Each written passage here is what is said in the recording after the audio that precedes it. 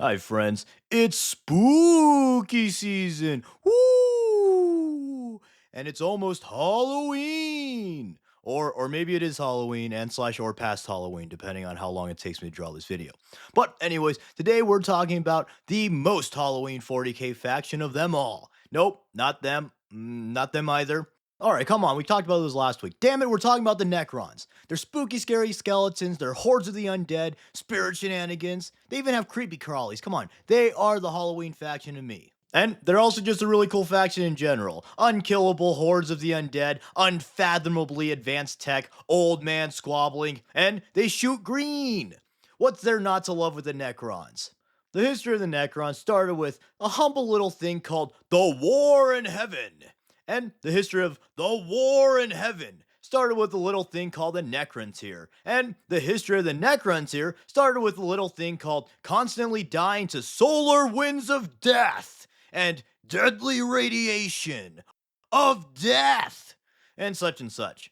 The Necrontyr were one of the oldest Xeno species in the galaxy, and they were long plagued by the aforementioned solar winds of death and deadly radiation of death and such and such. This created a culture of death, where they created elaborate tombs and struggled to keep their species alive. However, despite their ill fortune, the Necrontyr endured and developed extremely advanced technology. Using their mega tech, the Necrontyr expanded their empire across the galaxy in hopes of better conditions. However, no matter where they went, their species remained sickly. Some say this was a curse, others say it was warp related, but a headcanon that I actually really like from a biological perspective is that since they evolved in such poor conditions, they evolved to not be able to repair cell breakdown as well, since it didn't really matter to them anyways. So, from this perspective, they kind of evolved super cancer.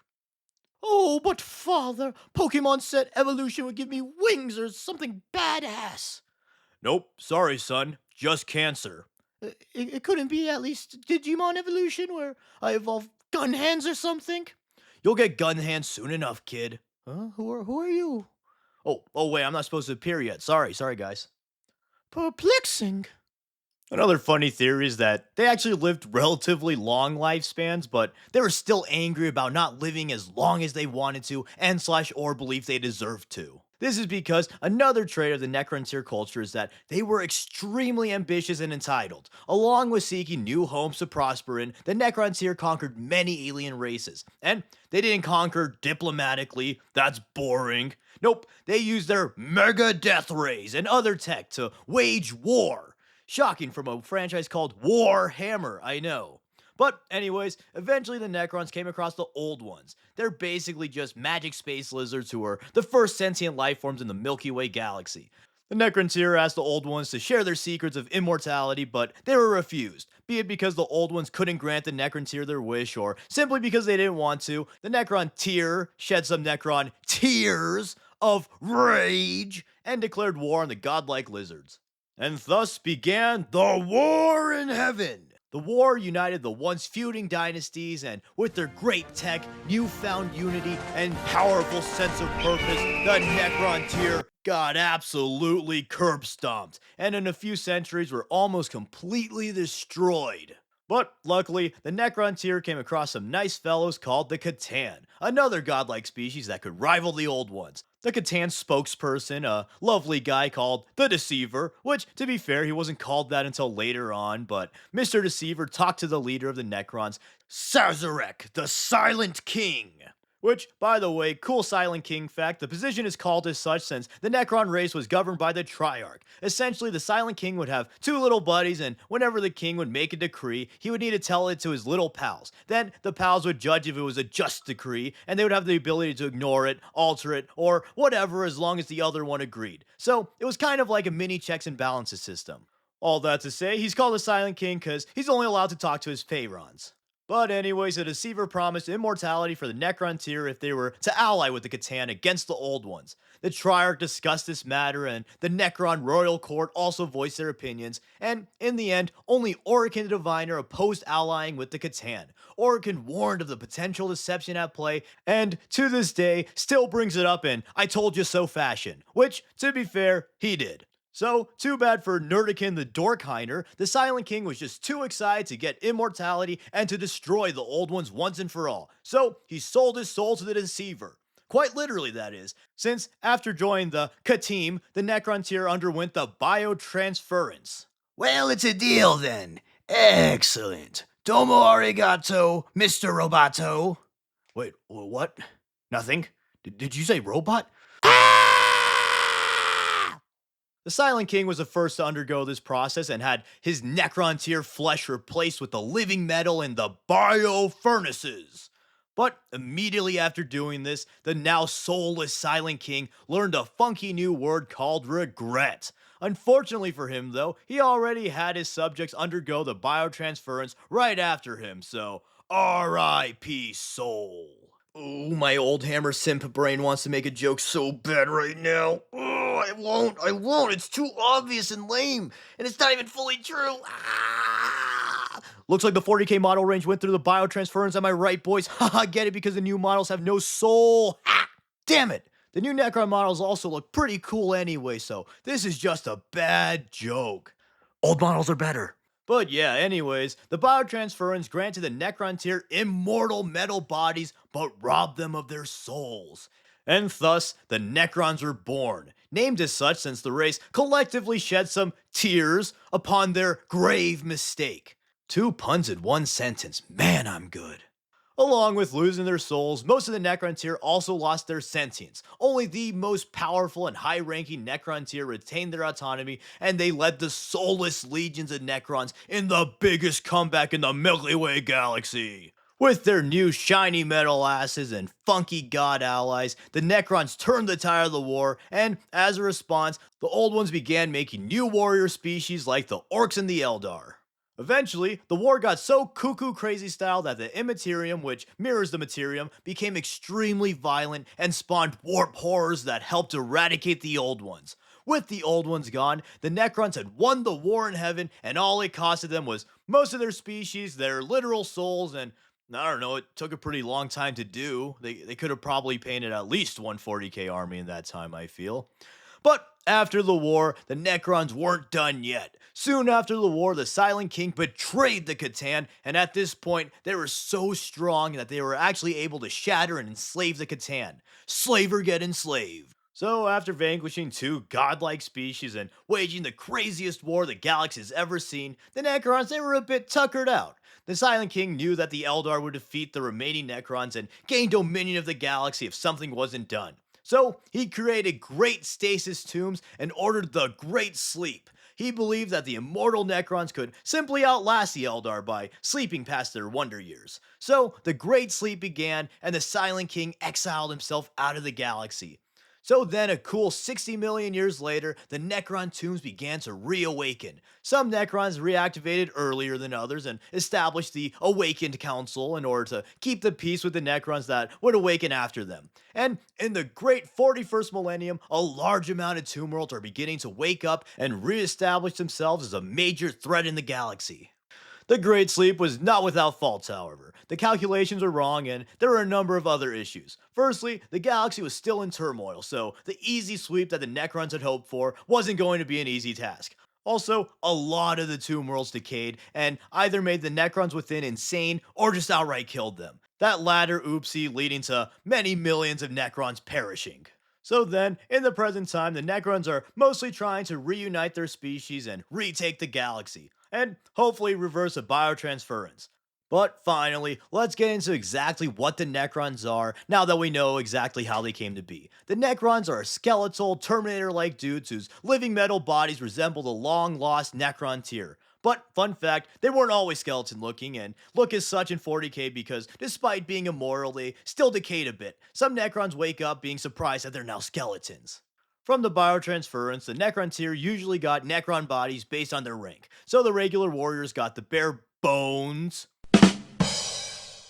warrior chassis, while the more prominent Necrons who kept their sentience resembled their old selves more than the standard warriors. In the Infinite Divine, it was also said that the Necrons sometimes had their personality traits mirrored physically in their new bodies. Along with this, they also get some other cool stuff like stronger regeneration abilities, Chronosense, which is just the ability to adjust the speed in which they perceive time. Necrons with Chronosense can literally see in slow motion, which is quite helpful. And they get some other cool stuff, most important of all being Immaculate Drip.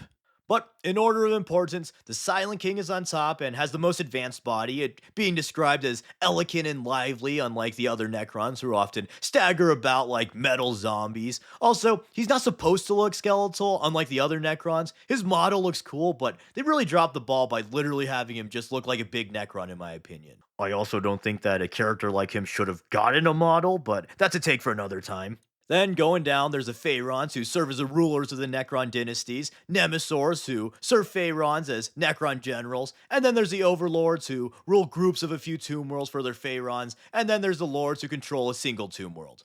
And then, serving the aforementioned ruling Necrons, there are the Immortals, who were once the Necron tier veterans and elite shock troopers. These dudes have a bit of autonomy to make battlefield decisions without a lord, but they're still quite limited and they can be predictable since they cannot make new tactics. But these guys are still deadly warriors. They have a stronger repair mechanism than the warriors, and they have beefier weapons like Tesla carbines and Gauss blasters. I'll talk about the reanimation protocol and weapons in a bit.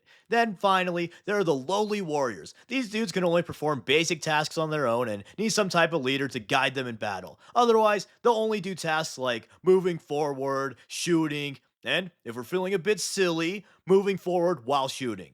But even still, the standard warrior is still a horrific sight in battle. They're still really durable, they have strong repair mechanisms, and even their standard infantry weapon is one of the strongest weapons in 40k. Which, speaking of weapons, let's talk about their weapons. Oh, and by the way, there's some other Necron specialists like Cryptex and Deathmarks, but that's the basic hierarchy. So, to the weapons. Necrons have some of the craziest, if not the craziest tech in the universe. Wait, no, scratch that. Necrons flat out have the craziest tech in the 40k universe. And keep in mind, before the Great Sleep, the Necrons chose to destroy their most crazy, dangerous weapons so that no one else could find and use them. So, everything mentioned here are just like their B grade weapons. The most common Necron weapon are their Gauss weapons. These funky things are theoretically magnet based if their name is to be believed. They are depicted as shooting green lasers a lot, but that could also just be like the huge amount of energy or some other sci fi thing. This gun's projectile breaks down whatever it hits on a molecular level. This means that it's effective against pretty much any target, atomizing guardsmen and easily eating through Space Marine armor. And remember, this is just the bare bones loser infantry gun for these guys. Another common Necron infantry weapon are their Tesla carbines. They shoot living lightning that gets energized each time it arcs to a new target. These arcs are, again, effective against flesh and armor alike. This gun's biggest weakness being car washes, of course. Then, their ships and weapon platforms also have upscaled Gauss and Tesla weaponry, along with some other nutty things like Doomsday Blasters, Death Rays, and Annihilator Beams. Then, on the higher end of things, it's everyone's favorite weapon to bring up when talking about the insanity of the Necrons. There's this little thing called the Celestial Orrery, and it's not solely a weapon, it's actually a mega surveillance system, or, well, an orrery. So, it's basically just a super map. A map that can casually destroy entire stars with a push of a button. Yup, the Necron Super Google Maps has the ability to destroy stars if one was to destroy the representation of said star on the orrery. Pretty whack. Oh yeah, and they also use enslaved Catan shards as weapons and to power their weapons. No big deal, that's just my god battery. Now, these aren't all the weapons, but it does kind of give an idea of the nuttiness of the Necrons. And finally, we can't talk about Necron tech without talking about their most iconic ability, the reanimation protocols. 14 minutes into the video and we haven't even talked about the Necron reanimation protocol. Worst Necron video ever! Every Necron has the ability to repair itself due to their living metal bodies, and if they're damaged enough, they'll be automatically teleported back to a tomb world to be repaired or get a new body. This means that along with being incredibly durable, the Necrons are constantly repairing themselves and reanimating as they completely crush any foe they face. However, each time a Necron is reanimated, they lose a bit of themselves until they're eventually permanently killed. The higher ranking Necrons are able to reanimate more than the standard warrior, but they're still susceptible to going insane or losing themselves if they do it too much. Finally, let's close this off with the Necron dynasties. As previously mentioned, the Pharaons ruled dynasties made up of many tomb worlds. Each dynasty, fuck, I keep on switching between dynasty and dynasty, god damn it. But anyways, each dynasty has its own, fuck, I just did it again. Okay, I just looked and I was right the first time. It's supposed to be dynasty, but I'm not going to fix it. Each group has their own goals and beliefs, and they often feud with each other since the overlords try to undermine their peers in order to gain more power. There's also some Necron sub-factions that are usually somewhat shunned from normal Necron society, but they're still useful in war. The most prominent of these being the Destroyer cults. Necrons who join the Destroyer cults despise all organic life and believe that the biotransference was actually beneficial. They wholly embrace their mechanical bodies, and they heavily modify themselves to be the ultimate war machines so that they can eradicate all organic life. These dudes are considered crazy weirdos by most Necrons, but most overlords realize that these dudes with 6 gun arms or a literal dump truck ass might be useful in battle, so they're still commonly used in Necron armies. And finally, we're at the last subfaction I'll talk about today. And what better way to close off the Halloween episode than to talk about the Flayed Ones? The Flayed Ones are Necrons who fell victim to the Flayer virus created by one of the Catan that the Necrons were actually able to truly kill. The Flayer virus makes the afflicted Necrons insane, warps their bodies to have horrible, horrible talons, and makes them crave flesh and blood just like I crave canes and cane sauce. Just like me downing a delectable chicken meal, the flayed ones will flay their victims and then desperately try to eat them, which proves to be quite the challenge since they have no mouth or stomach. But anyways, these poor fellas are often shunned by most other Necrons since they fear getting the Flare virus themselves. Often flayed ones are killed by their peers, but luckily for them they have a special flare dimension they can retreat to, so they're nearly impossible to truly eradicate. In battle, they're also useful for their ferocity and killer instincts, but they're often hunted out afterwards once their usefulness expires. But despite going feral and going a bit crazy, the flayed ones do sometimes keep their minds and lament the fact that they're shunned by their former friends. They're also said to communicate with clicks of their claws. Wait a minute! Damn it, these guys are just that shitty Japanese creepypasta girl! But yeah, that's the Necrons. They're really nutty and they're only really limited by most of them being really sleepy eepy. The ones that are awake are constantly bickering with each other, and of course the madness that comes with living forever.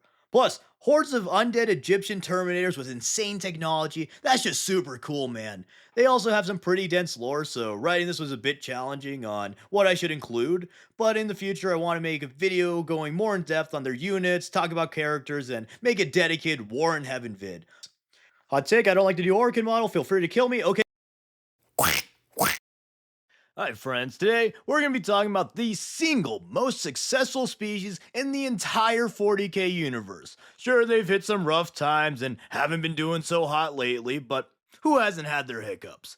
Plus, despite being one of the key factions in the setting and having perhaps the biggest impact on the setting, these dudes are still a pretty underrated and neglected faction, so you can be both a pompous elite who's better than everyone while still somehow being an underdog.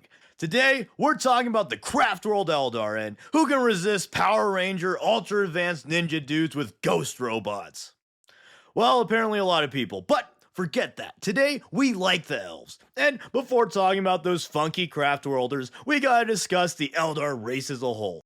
The Eldar were created by the Old Ones in the War in Heaven to wage war in heaven against the Necron menace. Since the Old Ones were getting their gobsmacked, they created a bunch of species to use like Pokemon against the stupid skeletons. And just like Pokemon, there's a physical and special attack split, so where the Kroaks were incredibly powerful and imposing soldiers, the Eldar were extremely potent psychers. The War in Heaven era Eldar were probably the most powerful psychers the universe has ever seen as they went toe-to-toe with gods. Despite the Eldar's incredible sorcery, the Necrons were able to vanquish the Old Ones. However, after destroying the Old Ones and shattering the Catan, the Necrons had to go into the Great Sleep in order to evade the Eldar.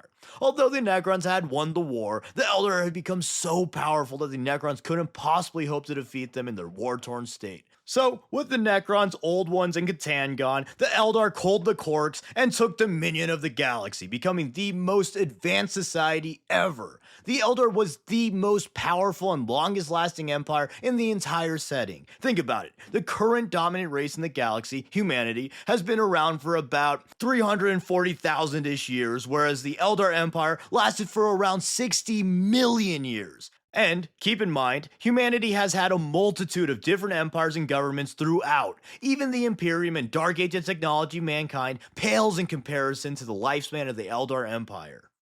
The Eldar Empire was incredibly technologically advanced, wholly unmatched in military might, and extremely expansive, immune to disease, unthreatened by external threat, and far beyond conventional societal struggles. The Eldar became bored and unfulfilled in life.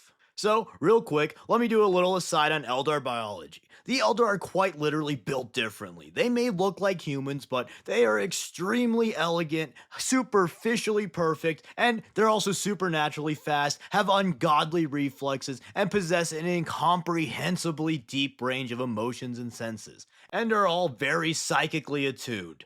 They are so much more refined than humans that they're said to perceive humanity in almost slow motion and find them very awkward. They even felt that way after looking at the non-me humans as well. And on the other end, humans tend to find the Eldar unsettling or uncanny because of the way they move and talk.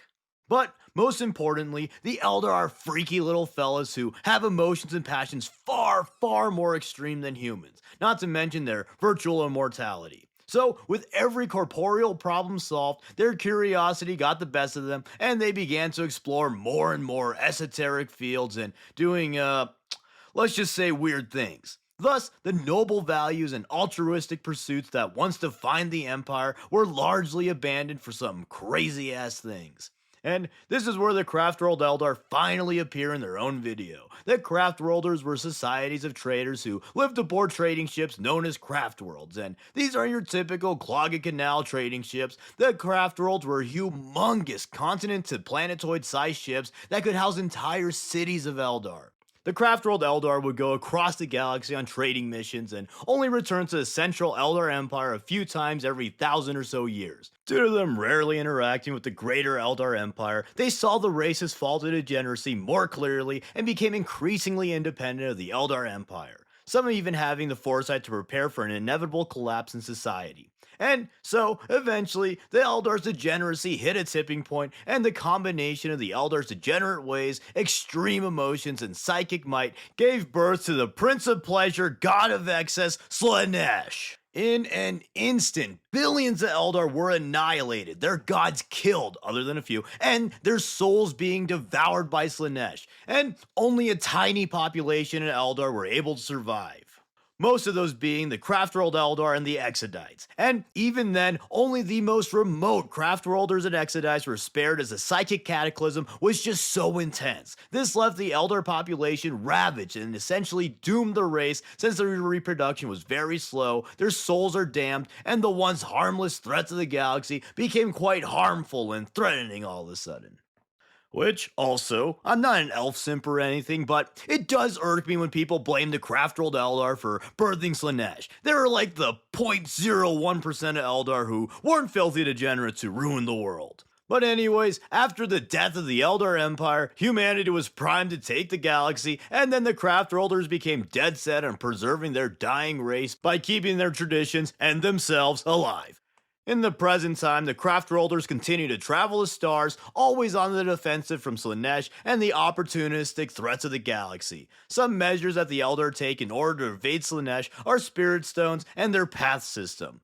So, let's go over those measures real quick. Firstly, Soul Stones are the little gems that Eldar wear and adorn their tech with, and they gotta wear these because after the birth of Slaanesh, all Eldar souls get devoured by Slaanesh if no other measures are taken. So, Spirit Stones essentially capture Eldar souls before they can be eaten, and they're put into the Craftworld's Infinity Circuit, which is like a big ol' soul piggy bank.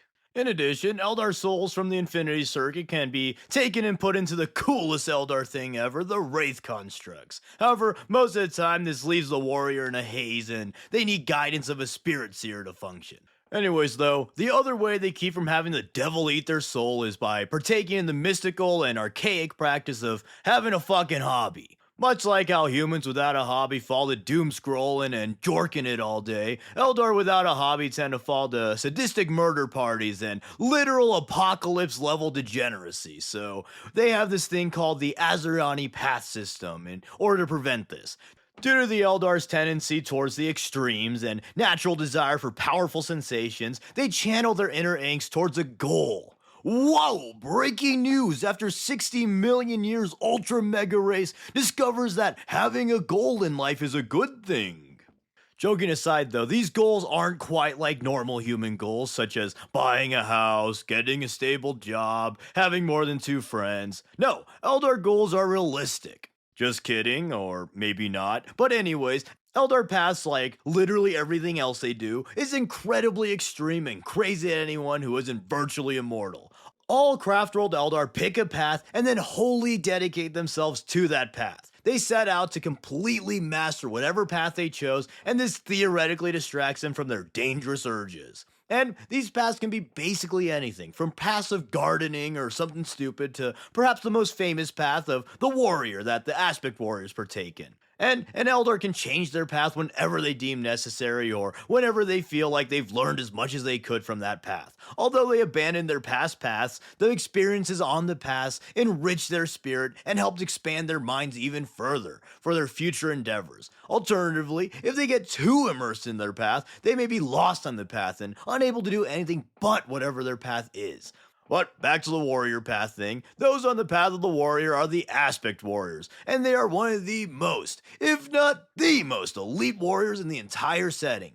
Honestly, I'd say in general the aspect warriors are the most elite warriors in the setting, with only really the custodies or other Eldar factions coming close. Take note, I said most elite, not most powerful. Marines and orcs have more brute force and durability, and there's some other big boy threats out there, but in terms of sheer skill, the Eldar elites are largely unmatched. But anyways, another prominent warrior for the Eldar are of course their Psychers. They have, or are supposed to have, the most powerful Psychers of all the main factions. Although they're far weaker than their War in Heaven counterparts and can't unleash their full might lest they get their souls eaten or they turn into crystals or whatever, the Eldar Seers are still a very deadly force and are some of the most powerful individual units in the setting. And then finally, in these dire times, every Eldar is trained in combat, meaning that even craft-rolled civilians must take up arms to defend their dying race from the myriad threats of the galaxy. Thus, the most numerous Eldar military force, the Guardians, are a militia. But them being civilians doesn't mean they're weak. Even though they're technically civilians, the Eldar Guardians are still on par with most factions' elite warriors, if not better, simply due to the Eldars' long lives and biology. The Guardians are split into 2 main groups, those being the Guardian Defenders and the Storm Guardians. These are basically just ranged versus melee, with the Defenders using shuriken catapults and heavier weapons, while Storm Guardians use chain swords and shuriken pistols. Speaking of shuriken weapons though, quickly for Eldar gear, their most common weapon is that of the shuriken variety, and these funky guns shoot razor-sharp monomolecular discs at their enemies. The extreme velocity and impossible sharpness means that they can easily rend flesh and penetrate armor relative to comparable weapons of other factions. Also, fun fact, the magazine of the gun is actually a solid piece of wraith bone that the catapult basically cuts up into discs and shoots out. And then another fun fact, these little tube thingies interface the gun to their armor so they can aim better. But anyways, speaking of armor, the standard Eldar armor is their mesh armor. These are psychic bodysuits that feel like conventional cloth when wearing, but harden when impacted. This means it's very protective while also offering unrivaled mobility and lightness. The mesh armor can also be fitted with psychoplastic plates for even better protection at the cost of a little bit of weight. But even the heaviest of Eldar armor is far lighter than their contemporaries. This plays well into their fast and furious hit and run fighting style. Which, speaking of, the Eldar tend to employ a fast and furious hit and run fighting style. This makes a lot of sense as they're already the fastest race, but also because they must minimize casualties due to the thirst god and their dwindling population, so they really play into the glass cannon build. Expanding on that, the Eldar generally try to avoid conflict altogether and use their Farseers to try and prevent conflicts that threaten them. This has varying degrees of success since they seemingly only talk like they overdose on brain max, and it usually goes something like this. I don't speak Italian, stupid. Gulp. How could anyone have foreseen this tragedy? Imagine dying noises now. But also, something very interesting with the Eldar warriors is that since they possess such powerful emotions, they actually feel extremely bad about killing. Unless they deem their victims to be mindless pests like orc or tyranids, they do feel really bad. People often say that the Eldar view all other species as lesser beings for the slaughter, but it's not really that simple. Most Eldar actually sympathize with humans since they kind of see themselves in humanity, or at least feel pity towards them. So, when fighting humans, Tau, or other sentient beings, the Eldar must put on a metaphorical war mask to cope with the negative emotions of murder, otherwise they'll likely go insane with despair or bloodlust. But anyways, on that cool, awesome note, that was a Craft World Eldar, and admittedly, I'm not the biggest Eldar fan, but they are a cool faction, and I do feel like they are quite underrated. For some reason, it seems that everyone but Eldar fans hate Eldar, and they tend to get neglected, and I'm part of those who neglect the faction, but they are a core faction, and lore-wise, they're probably the most important faction in the setting, other than perhaps the Imperium. And to be honest, it's probably a combination of the bad writing and how pretentious and stupid they can come off in 40k stories. Or maybe people just don't like the Coneheads and they think they look stupid. That's the reason I didn't like the Elder at first. I've come around to the look, but it legitimately did stop me from considering them as a faction to collect. But anyways, I'll probably make some more Eldar videos eventually. Definitely for the other sub-factions, but probably for specific craft worlds, and then maybe for things like Wraithbone, even though it's apparently just a rock now and not really special. I'd also like to talk about Wraith constructs, weapons, and the fabled Aspect Warriors Part 2. Everyone go watch my Aspect Warriors Part 1. But anyways, let me know what you think about the Eldar and what's your favorite Eldar sub-faction. I personally like the craft rolls the most, but the clowns are funny too, I suppose.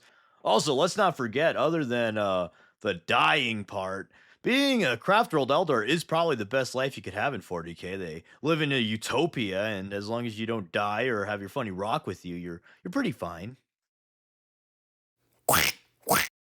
Hi friends, today we're talking about the Dark Eldar. Oh wait, hold on a second.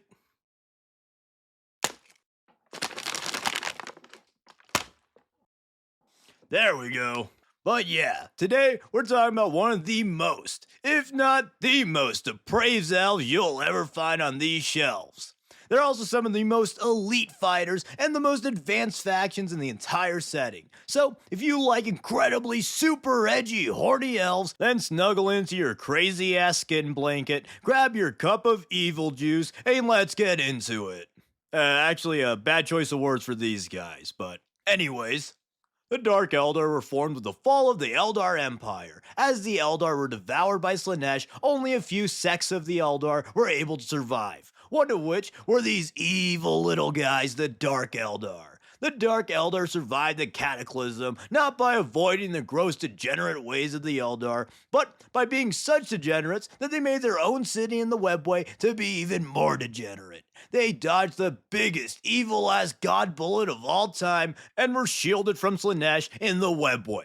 And seeing how the centuries of depraved decadence and degenerate debauchery of the Eldar had caused the birth of a literal god of excess and brought ruin to their great empire in a mere moment, the Dark Eldar took a deep look at themselves, rethought their life choices, and took a turn for the better, leading a life of altruism and good clean living as they became shining beacons of goodness in the grim darkness of the far future.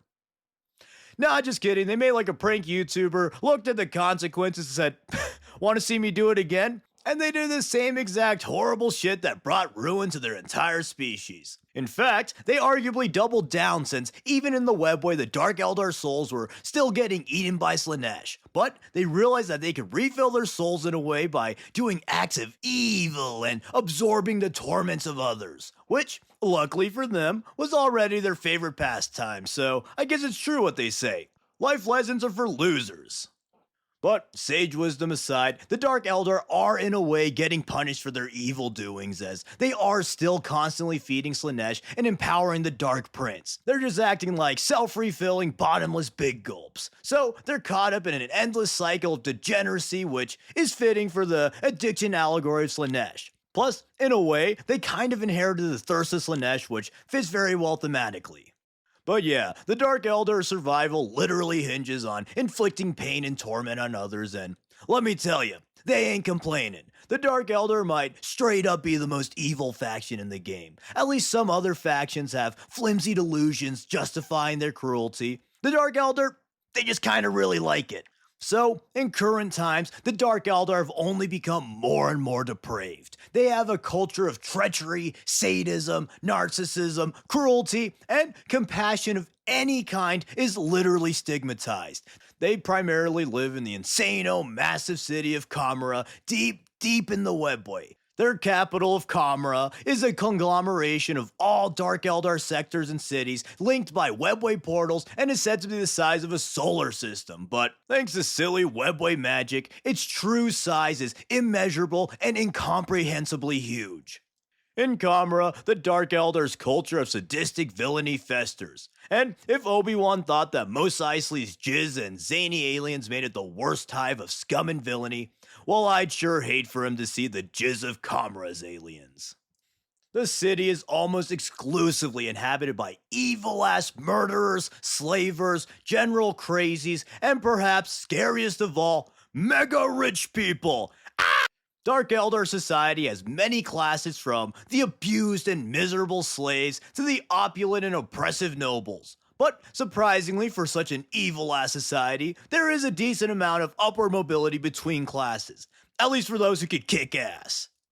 Valued above all in Dark Eldar society is combat prowess. The Dark Eldar are even more naturally athletic than the already impressive Eldar. So, of course, they're inhumanly fast, perceptive, cunning, and strong, in addition to being sadistic and vicious. Their reflexes are so great they're said to be able to dodge las shots, which, depending on how you choose to accept las guns as functioning, can range from nutty to faster than light and possibly super nutty.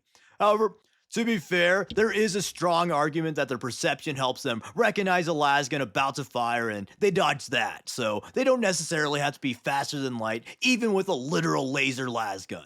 But also, that would still be incredibly nutty, so I guess the point is I said nutty too many times and I'm gonna stop now.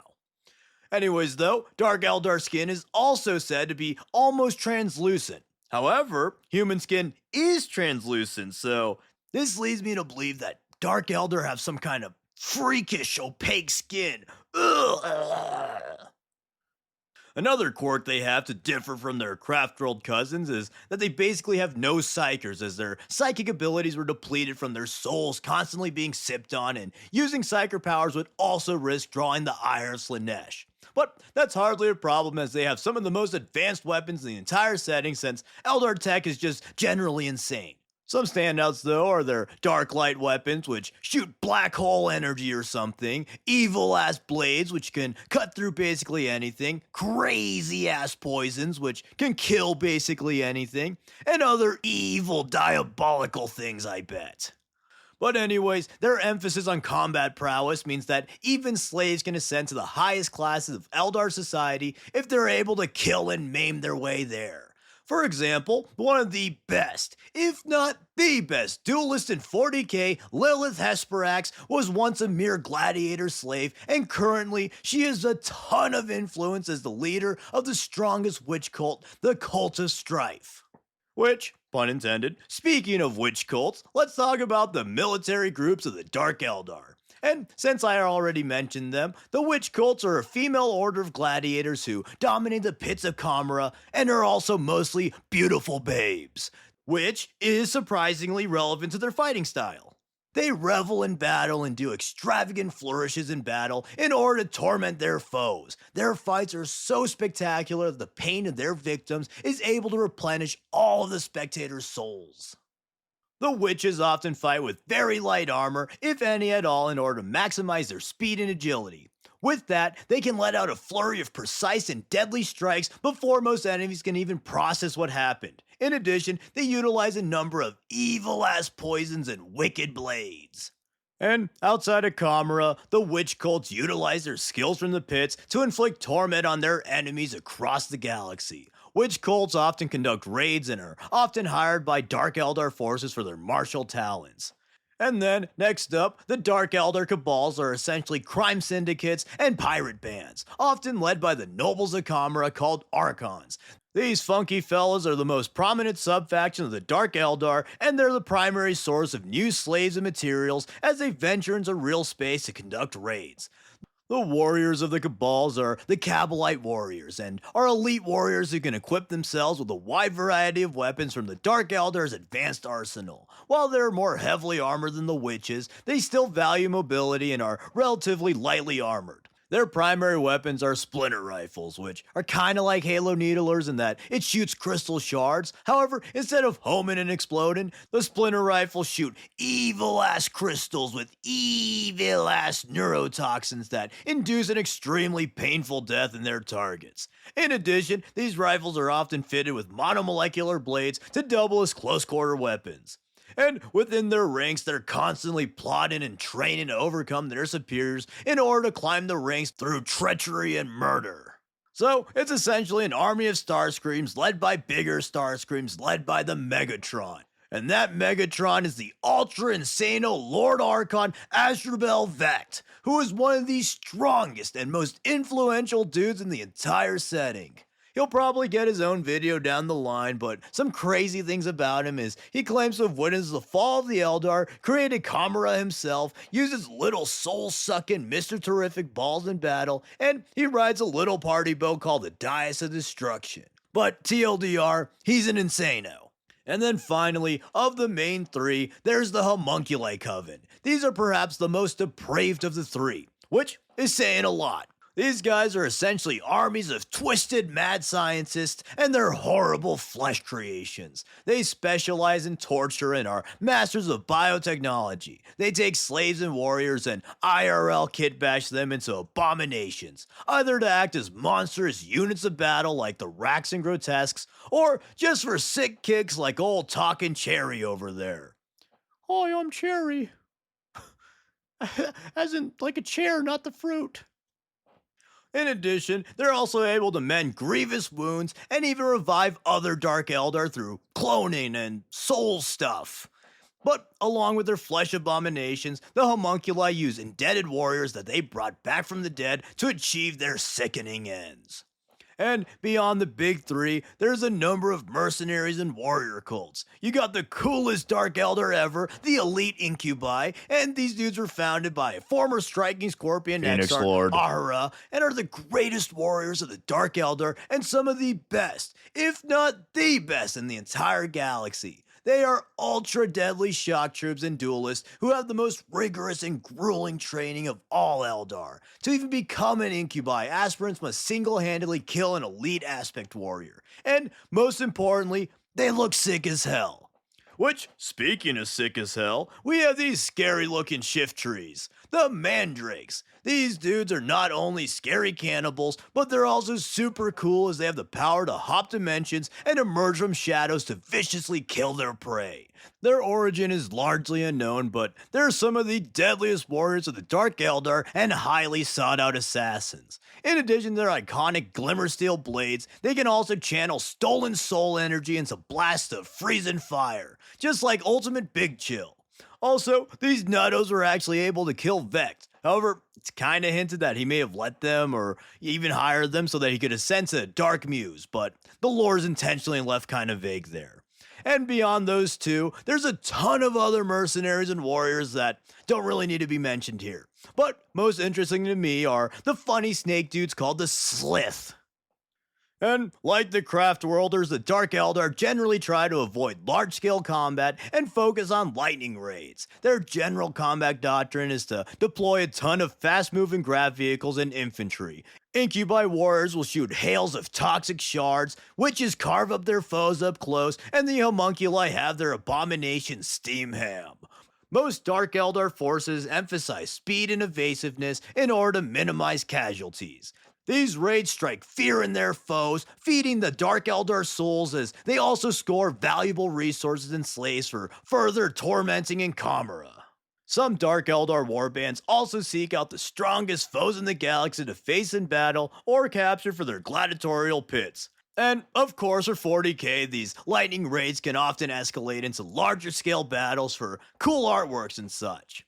Also, they've been known to help their Eldar cousins in times of dire need, but they're usually weird crazies who the craft worlders try to avoid. But yeah, that's the Dark Eldar. These fellas aren't really my favorite faction, as I usually don't enjoy the crazy depraved villainy of them as much as I like the more Killian spiteful villainy of something like the World Eaters or the Black Legion. I even like the more eldritch horror of the Necrons and Nits. And obviously I love the Orcs of course, but the Dark Eldar, they do certainly have some fun aspects. Specifically, I really like the Incubi, Witches, and Mandrakes. Plus, they look cool as hell. Honestly, aesthetically, they're just straight up one of my favorite factions. The body horror stuff isn't really my jam, but the sharp, literally and metaphorically edgy look of the Capelites and other warriors is really cool to me. Also, space pirates are always a cool concept. But let me know what you thought about the Dark Eldar. Are they too edgy? Not edgy enough? Or do you just like hot babes? Whatever it is, let me know in the comments below. Hey guys, it's your favorite character Cherry again. Thanks for watching the video and whatnot, and I just hope that evil fucking vat-grown six-star son of an artificially inseminated egg rat bastard turns me back into a person again one day. I don't really like being a chair actually. It's not cherry fun. Oh. Then, the Harlequins are the funny clown elves who worship one of the few surviving elder gods, the laughing god Kegarak. These funky fellas move through the webway and appear where needed in order to achieve the esoteric goals of their god. The Harlequins view battle as a performance and ravage their foes in dramatic flourishes and theatrical performances. Then finally, we have the Ynnari. These are Eldar who worship the Eldar god of death Yned, and they're made up of all sorts of Eldar and seek to collect all of the Crone's swords in order to do a ritual called the Seventh Path that would resurrect Yned and sever their ties to Slaanesh. But these guys are pretty forgotten and irrelevant now, so womp womp. Speaking of irrelevant and forgotten, though, there's also the Eldar Exodites who are like cool Amish Eldar who choose to live simpler lives free of many of the Eldar's advanced technologies. But the most important thing is they have Dino Riders, baby! Woo! Coolest shit ever. Too bad they'll never get any models or love or attention or really anything, honestly.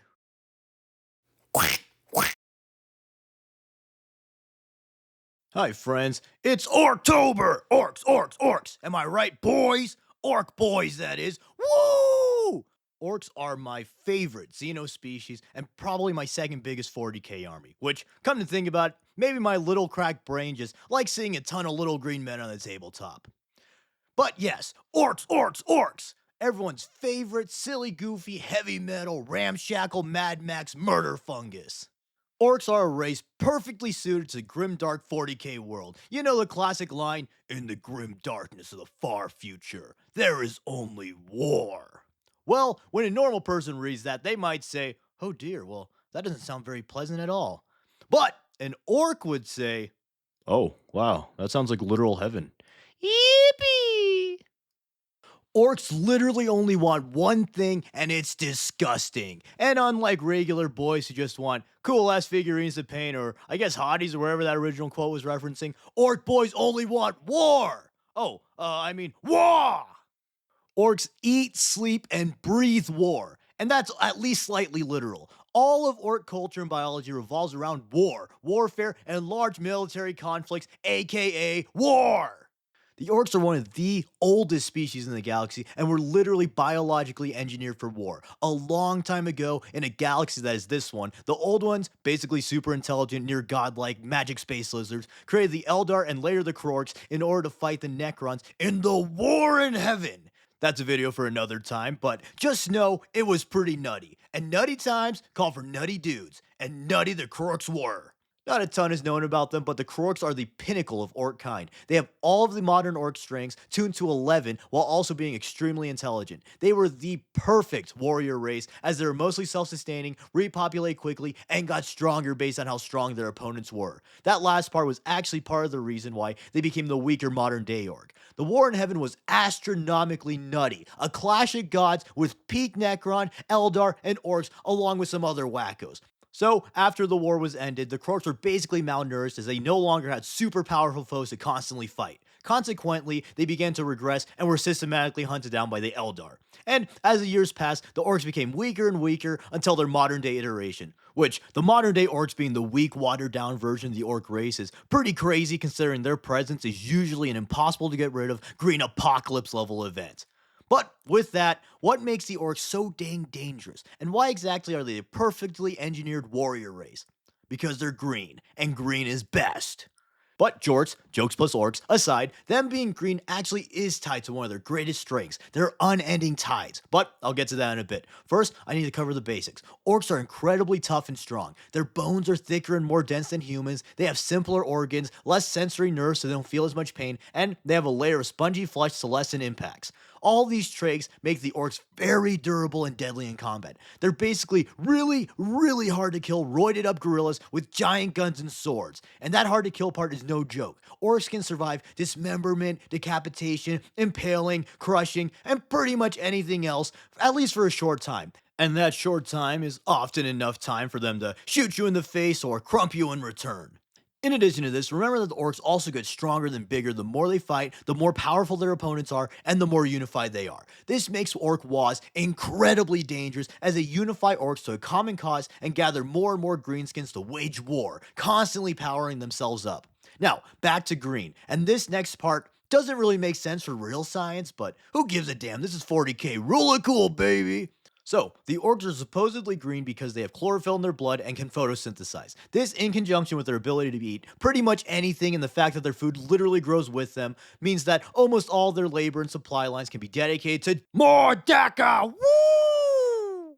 To elaborate on their food situation, let me describe the typical orc reproduction cycle. And don't worry, kiddos, orcs reproduce in the boring way. That's to say they don't have sex, unlike us super cool Warhammer players. Orcs are technically a fungoid species, which makes no sense with the photosynthesis thing, since not being able to photosynthesize is a key differentiator between fungi and plant. But I quit biology, so I didn't have to think about biology anymore, so moving on. Also, sometimes orcs are said to be a third fungus, a third animal, and a third plant, specifically algae, but this also doesn't really make sense either, but whatever, it's 40k, not McGraw Hill. So moving on, for real.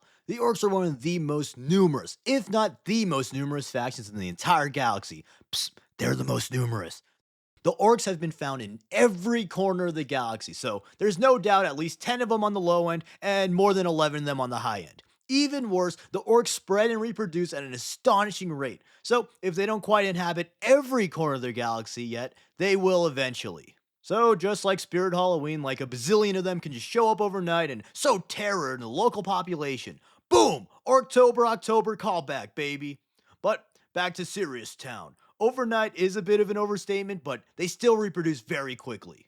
Orcs reproduce by releasing spores which incubate underground into little freakish plant wombs and gestate into various orcoid life forms. Often squigs are born first, then snotlings who start the food supply by herding the squigs and cultivating fungus, then the grots build important structures, and then finally, just like a blister, the orcs come after the hard work's done. They use all the stuff the lesser orcoid life forms so nicely made for them and go off to look for something to fight. This orc life cycle makes it almost impossible to fully eradicate the orcs since once you kill one of them, they release a bunch of spores to start the cycle anew. So usually once a planet is visited by the orcs, they have to deal with them for the rest of time. But I now realize I just listed a bunch of names that might sound like a bunch of nonsense to normal people, so let's quickly segue into orc culture. The orcs essentially have a caste system in which the wacky critters I just described are put into. Much like playground children or the Decepticons, orcs believe that might is right and the biggest and strongest shall lead the rest of the boys. So, the squigs, snotlings, and grots are considered lesser beings since they're weak and small and can barely even fight. Usually. And as such, these little dudes are assigned to all the boring ass tasks like manufacturing, farming, being farmed, fixing things, and basically everything else actually essential to actually keeping their society functional. Meanwhile, the proper orcs get to do the fun stuff, like killing things. Woo! And then, even here, in their own subspecies, they're also put into soft classes. The run of the mill orc is simply referred to as a boy, and these serve as the standard infantry of an orc. Wah!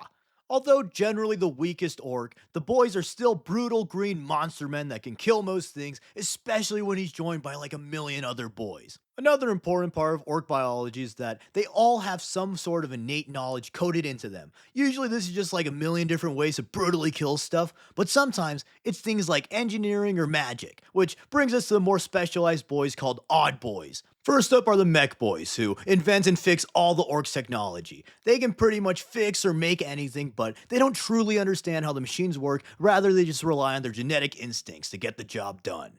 To demonstrate their absolute genius, here's one of their greatest inventions. It's called a shock attack gun. Oh, alright, sounds like an electricity gun. Impressive, but kinda sci fi basic if you ask me. If you thought that, well, you need to think like an orc, buddy. Sure, a shock attack gun probably uses electricity somewhere, but this beauty's main form of attack is to create a small tunnel through the warp that snotlings are blasted through, or sometimes they run through the tunnels, which actually that's kind of funnier, so let's just go with that. And basically, this gun teleports snotlings into whatever the orc is shooting at. Then the snotling goes crazy style and wrecks whatever it's shot at, or I guess shot in. Pretty wizard. Then, Pain Boys have PhDs coded into their DNA and serve as the surgeons and doctors of Orc Society. This usually just amounts to them haphazardly replacing limbs with robot limbs, injecting a variety of strange drugs, and role-playing the ancient Terran hero of Victory Frankenstein. And then Weird Boys have my middle school self coded into their DNA. I'm just kidding, of course, they aren't nearly that weird, and are actually far more focused on magic. Regrettably, I wasn't able to teleport or shoot lightning in middle school. But yes, the Weird Boys, they use magic. All orcs emanate a psychic energy, which we'll get into a bit more later, and the Weird Boys absorb this energy and can channel them into various abilities like teleportation, giant psychic punches, shooting lightning, shooting fire, shooting lasers, etc., etc. And then next up, the most important odd boy, the Brew Boys. Because what's the point of having an army of boys if you can't crack a cold one with them? Then, up the totem pole, you got the knobs, which some would argue that a knob would actually be down the totem pole, if you know what I mean. Wink, wink. Much like goldfish or lobsters, orcs continuously grow in their lifetime, and the ones that fight hard enough or long enough grow to be very powerful. These are the knobs, and they serve as the leaders of orc society since they're bigger, stronger, and meaner than the rest of those gits. Some knob types are Mega Knobs, who wear Mega Armor, which is basically Orc Power Armor, the best suits being comparable to Terminator Armor. Other than durability, the Orcs also, of course, strap a bunch of guns to these. Then there's the Flash Gits, which are the richest Orcs who have the bestest and biggest guns. Then there's the Cyborgs, who were Orcs gravely injured in battle, but deemed important enough to be cybernetically reconstructed by the Pain Boys. And then there's some other ones. And then finally, on the top of the top, there's the War Boss, who's the biggest, the baddest, and the most brutally cunning of all the orcs. He, of course, gets all the best stuff and leads the wars. Finally, for Orc Society, they often group up into tribes, and these tribes group up into clans, each clan having a unique color scheme and specialty. Quickly, the six biggest ones are the Goths, who love checkers, and the strongest orcs, who also extra love melee, the Death Skulls, who are lucky and like to steal stuff, the Snake Bites, who are boomers who think that technology is stupid and scary, the Evil Sons, who like to go fast and paint everything hot rod red, and then the Blood Axes, who are the first to find humans and adopted some of their tactics, such as actually using tactics, and they also trade or act as mercenaries sometimes. And then there's many lesser clans. Next, let's cover Orc beliefs, both their religion and famous psychic gestalt. Orcs believe in two gods. Why do they need two gods? Well, because it would be stupid to be a super powerful god since you could just crump everything else with ease, and that's boring. Therefore, they need a buddy to fight with. So there's Gork and Mork. One's brutally cunning, and the other one's cunningly brutal, wholly embodying the complex orc war philosophies. And to close off this holy orc trinity is Gazkul, the prophet of the wall, and technically orc Jesus. Like, come on, he was reborn a number of times, performs orc miracles, and killing a ton of things is the closest orc analog of going around performing good deeds and spreading benevolent teachings. Then, on the other side of the orc belief coin is their unique species wide psychic ability called the Psychic Gestalt, a concept who gives the stupid ass shovel memes a run for their misconception money. The Psychic Gestalt is essentially a psychic field made up of the psychic aura of every orc in an area and can have tangible effects based on the collective orc belief. However, this effect is very often over exaggerated in memes and stuff to a quite frankly stupid degree.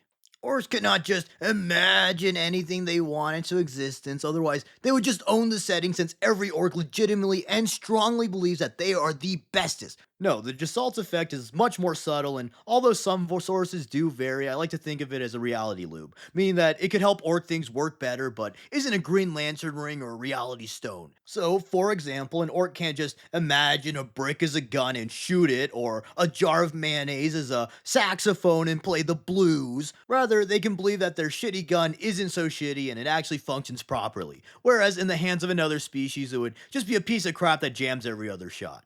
This is also where the color thing comes into play. Some say that the orc color thing isn't real, both in lore and on a metatextual level, but I personally subscribe to the idea that it does give subtle bonuses because it's more fun and other factions have at least low level reality warping born of belief, so orcs having it makes sense. So red goes faster, blue is lucky, yellow's exploding, and so on. Another way this manifests is in their wars! Orc wars! Are basically orc crusades where they go plan to plan, destroying everything in their warpath. As previously mentioned, when on a war, the more orcs there are, the stronger they get, and this is from the Psychic Assault. Usually orcs are scattered and fight each other as often as they fight other races. However, sometimes the orcs will band together and go on a war. Unified, the orcs becomes bigger, stronger, and slightly smarter. They also use their psychic gestalt to unknowingly navigate their space hulks, rocks, attack moons, and whatever vessels they have to get onto other planets ripe for a crumpin'. And finally, let's just talk about why everyone loves orcs. The orcs are goofy comic relief, they have cartoony antics, silly dialogue, fun, wacky contraptions and weapons, and they're just really fun. As long as you're an orc. To literally everyone else, orcs are a proper grim dark monster. To face an unending tide of excessively cruel, relentlessly durable green monsters who literally only want war is a hopeless nightmare. Kill an orc and hundreds will replace it. The more you fight a war, the stronger it gets unless you utterly eradicate it. Orcs are everywhere and they're not leaving anytime soon. Then, from a hobby perspective, they're just such a fun faction with so much baked in creative freedom. Yes, you could technically kit bash anything for any faction, but to me, I like to at least follow the lore a little bit for my hobby projects, so having a faction that's known for stealing stuff, making ramshackle gear, and using pretty much whatever is a kit basher's dream. After all, every kit is an orc kit. So, to me, orcs are so beloved because they perfectly embody everything people love about 40k. They're over the top goofy at times, but they're also a grimdark nightmare. They make fun characters and stories, and are awesome from a hobby perspective. They are truly the Warhammer 40,000. But yeah, that's the orcs. The best Xenos in my opinion, and the only faction in 40k where the majority of them are having a good time. They're literally in orc heaven. Green is truly the best. So let me know what you think of the orcs and what your favorite clan is. I definitely want to make more orc videos, and the reason I haven't so far is honestly because I didn't like the way I drew them up until recently, so be on the lookout for more specific orc videos, maybe like orc units or Gazkul. Wait, I forgot to mention, their hair is squigs. All orcs are bald, and if they do have hair, it's a squig subspecies. Damn it! Hi friends, what do you get when you mix bugs, dinosaurs, a tad eldritch horror, and a constant hangriness? Well, I don't really know, but if you combine Tyrann and Id, you get the Tyrannids. These silly little guys are one of the most dire threats in the galaxy, if not the most dire threat. So, today, get your raid and fly swatters ready, because we're going to learn all about these space bug dino critters. The Tyrannids were first officially encountered on the ocean world of Tyran, where Inquisitor Cryptman creatively ID'd them as Tyrannids. Specifically, High Fleet Behemoth. And there were other Tyranid encounters before this, but the Imperium didn't properly identify them as Tyranids until the encounter with Behemoth. One cool thing about these dudes is that they're actually not even really from the Milky Way galaxy. The Tyranids are from outside of the galaxy, and it's theorized that in universe, the Tyranids were attracted to the Milky Way when Super Chad Gilliman activated a Necron beacon called the Pharos Array in order to regroup Imperial forces in Imperium Secundus. The Pharos Array was being used by Gilliman to function as a secondary astronomicon and aid Imperial navigators when traveling the warp. Just think of it like a giant magic lighthouse. The array was eventually destroyed, but the damage was already done, and the Tyranids were en route to the galaxy. And they're also most likely attracted to Astronomicon for similar reasons. This would prove a fatal attraction for all the Milky Boys in the Milky Way, because I wasn't kidding when I said they may be one of the most dire threats that the galaxy faces. The Tyranids made a huge entrance when Behemoth ravaged a whole lot of worlds and then almost destroyed the home of the Ultramarines, as well as Gilliman in his Sleeping Beauty era. So yeah, I'd say they're pretty scary. But yeah, okay, sure, they're scary, but why scary? Well, the Tyranids have one goal, and that's to eat all the biomass they could possibly find. And to accomplish this goal, they have adapted an insane number of monstrous bioforms, weapons that make war crimes look like poor limes, and just downright terrifying tactics. But let's address the Tyranids themselves and some common traits that the various bioforms share. Almost all the Tyranids have 6 limbs, just like an insect, have strong chitinous armor, that's fancy talk for bug-like exoskeletons, and most of them are super hard to kill since they usually have duplicate organs, kind of like a space marine. Furthermore, all the Tyranid weaponry is just advanced biotech. That's right. All of the Tyranids' guns are just parts of their body or other organisms that they evolved to have. Like this dude, he evolved to have literal actual gun hands. Some species have all the luck. But that's actually one of the biggest things that make Tyranids so threatening. They have the ability to evolve at an insane rate, and this helps them adapt to nearly any enemy. Usually, evolution takes anywhere from minutes to over a lot of millions of years. But the ones that evolve fast are usually like lame bacteria or viruses that almost nobody cares about, and the notable evolutionary changes that do take place over millions of generations are also pretty lame. As a former bio major, I can tell you that I'm fairly confident no species in real life has evolved literal gun hands after being shot for a few days. So, whenever the Tyranids encounter a problem, unlike us, they don't have an existential crisis in the kitchen and then impulsively buy more models to add to the pile of the shame. No, the Tyranids, they take it on the chitin and they evolve a whole new bioform to completely counter whatever proved to be a problem. The Tyranids are constantly learning from their enemies and adding it to their collective knowledge so that they know how to better kill and eat their next meal. It's like the extreme ultimate form of that loser on Twitter that you called a moron, so he stalked every possible aspect of your life just so he could craft the perfect insult. And that brings us to the next point.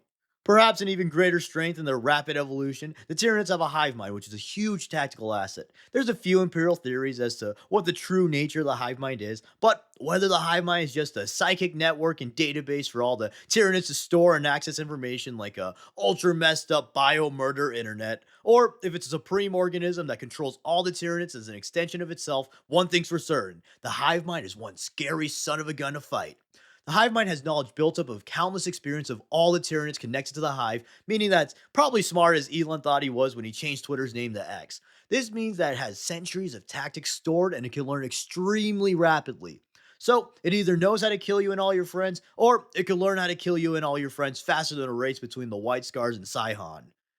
Another cool and scary thing about the hive mind, depending on how many arms you have, is that the hive mind's psychic presence is so potent it causes a phenomenon known as the shadow in the warp and has some pretty nasty effects on psychers. These effects do scale with how potent of a psyker someone is, but it's usually always pretty bad news for those magic boys. Some notable effects of the shadow in the warp are that astropaths can't send psychic messages or see areas where a hive fleet is present. This is a big issue since astropaths are the Imperium's main form of long-range communication, and severing that can mean an Imperial world is cut off from the rest of the Imperium. And other Imperials can't even detect if a hive fleet is present. This often allows Tyranid attacks to snowball into a little something known as a big frickin' problem.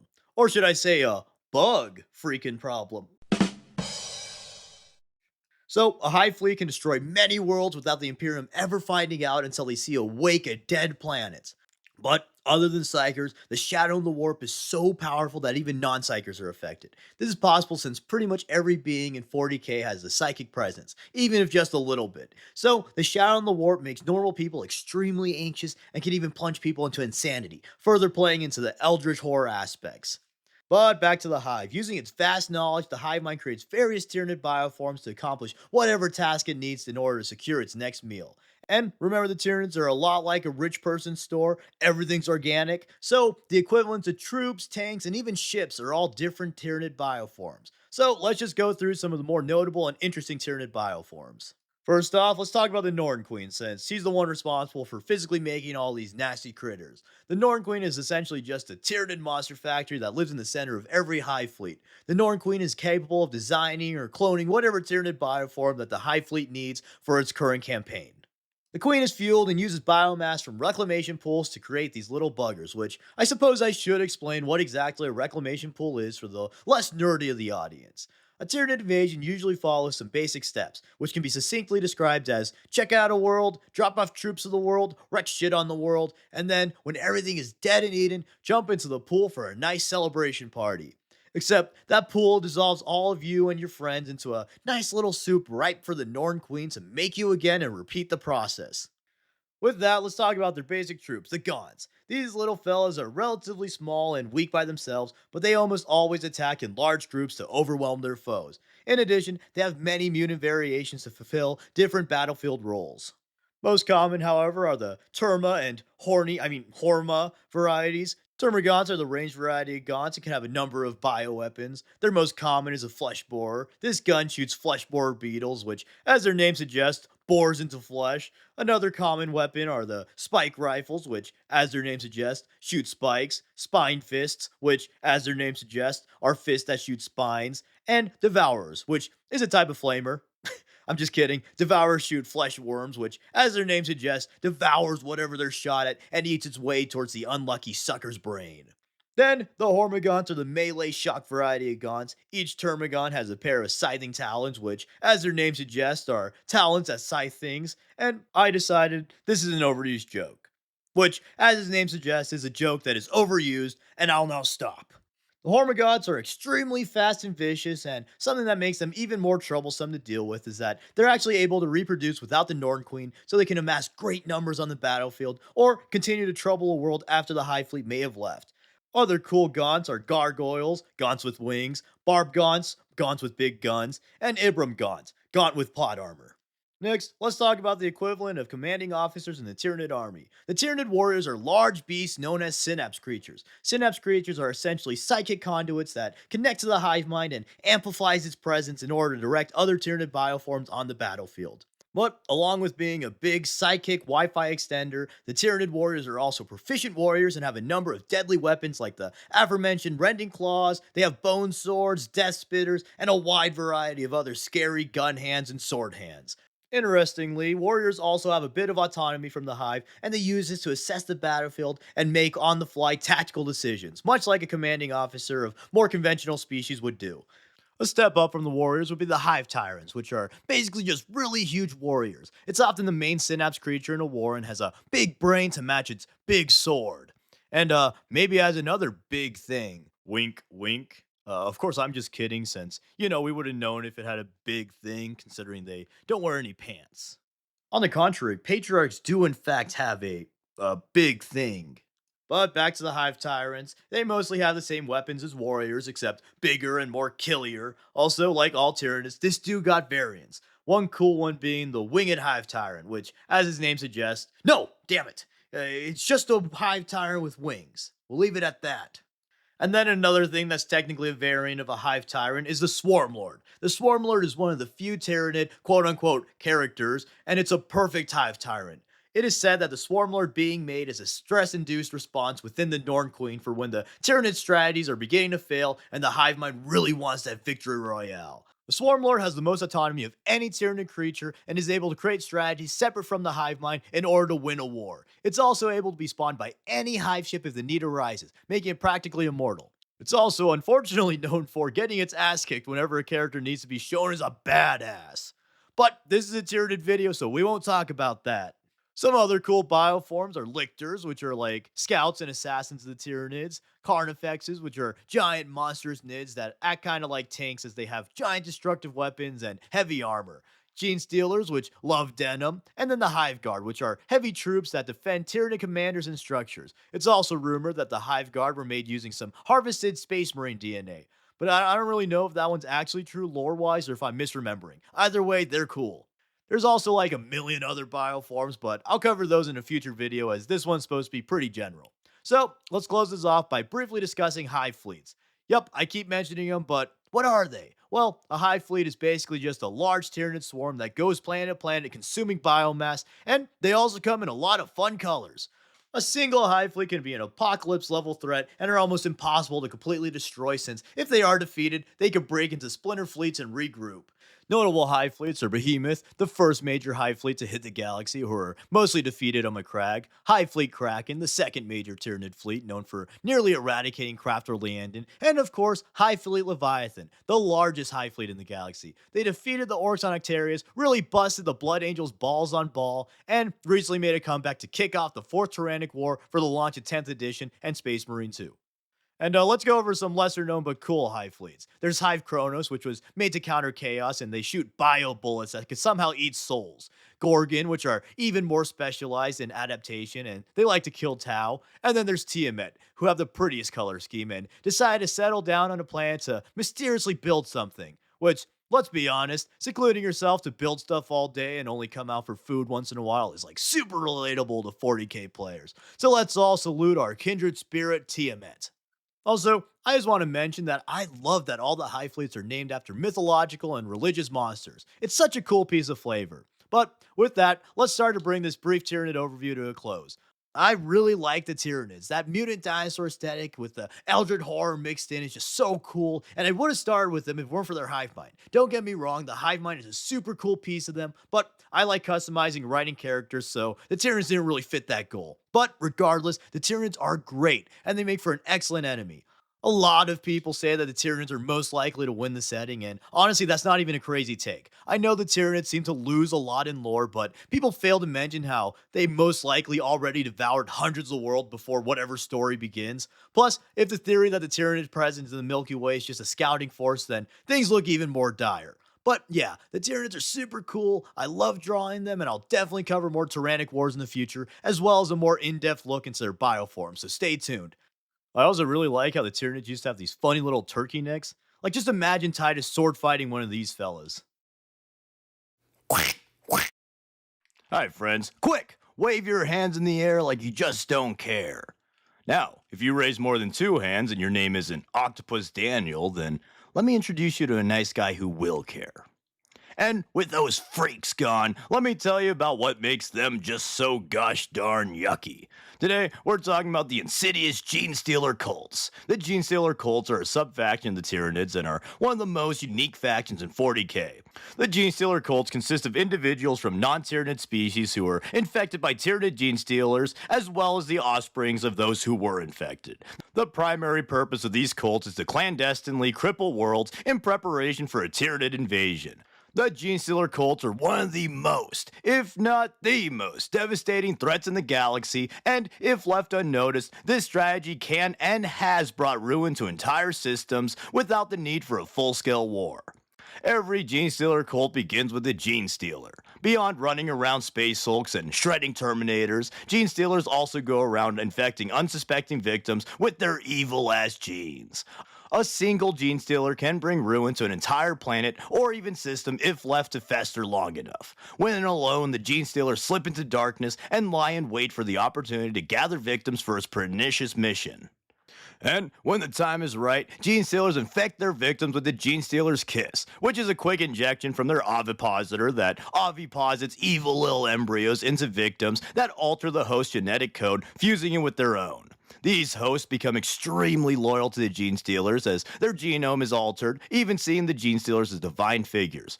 And then, soon after they're infected, these hosts give birth to abhorrent hybrids. These first hybrids are the first generation and are known as Gene Stealer acolytes. They are the first major step in a Gene Stealer invasion.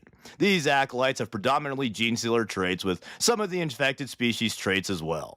And with the first generation seeded, the initial gene stealer begins its evolution to a patriarch and will psychically control the cults and begin to call for the Tyranid hive fleets to come and consume the planet.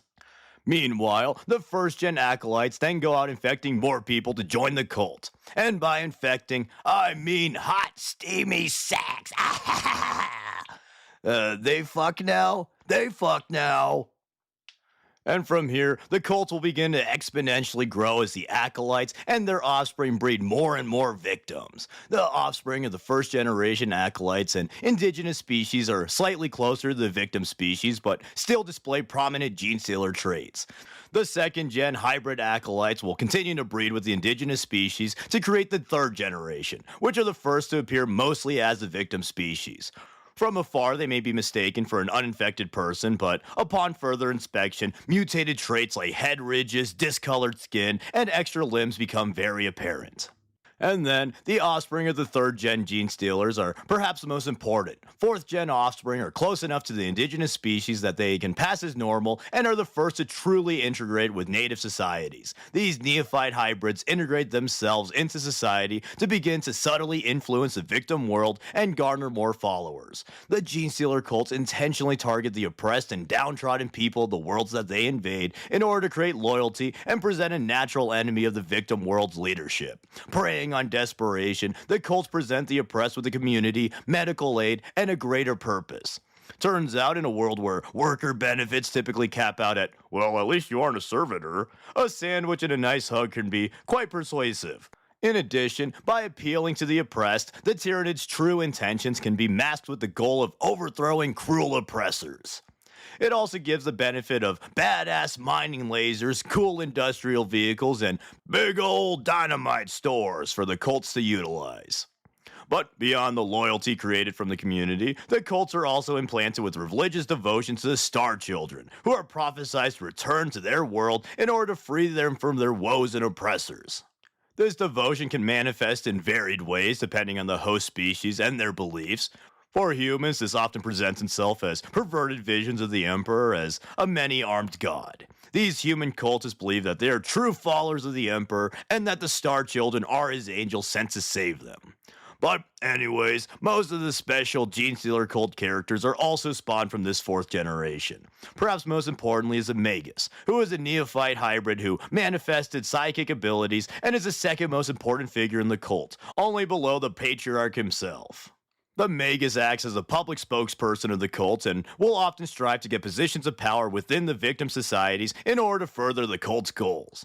Another notable mutation are the Gene Stealer Aberrants. These are highly mutated abominations that can spawn from any generation. These hulking beasts are powerful warriors, but are typically hidden until the Day of Ascension since they are so clearly inhuman and they risk exposing the cults.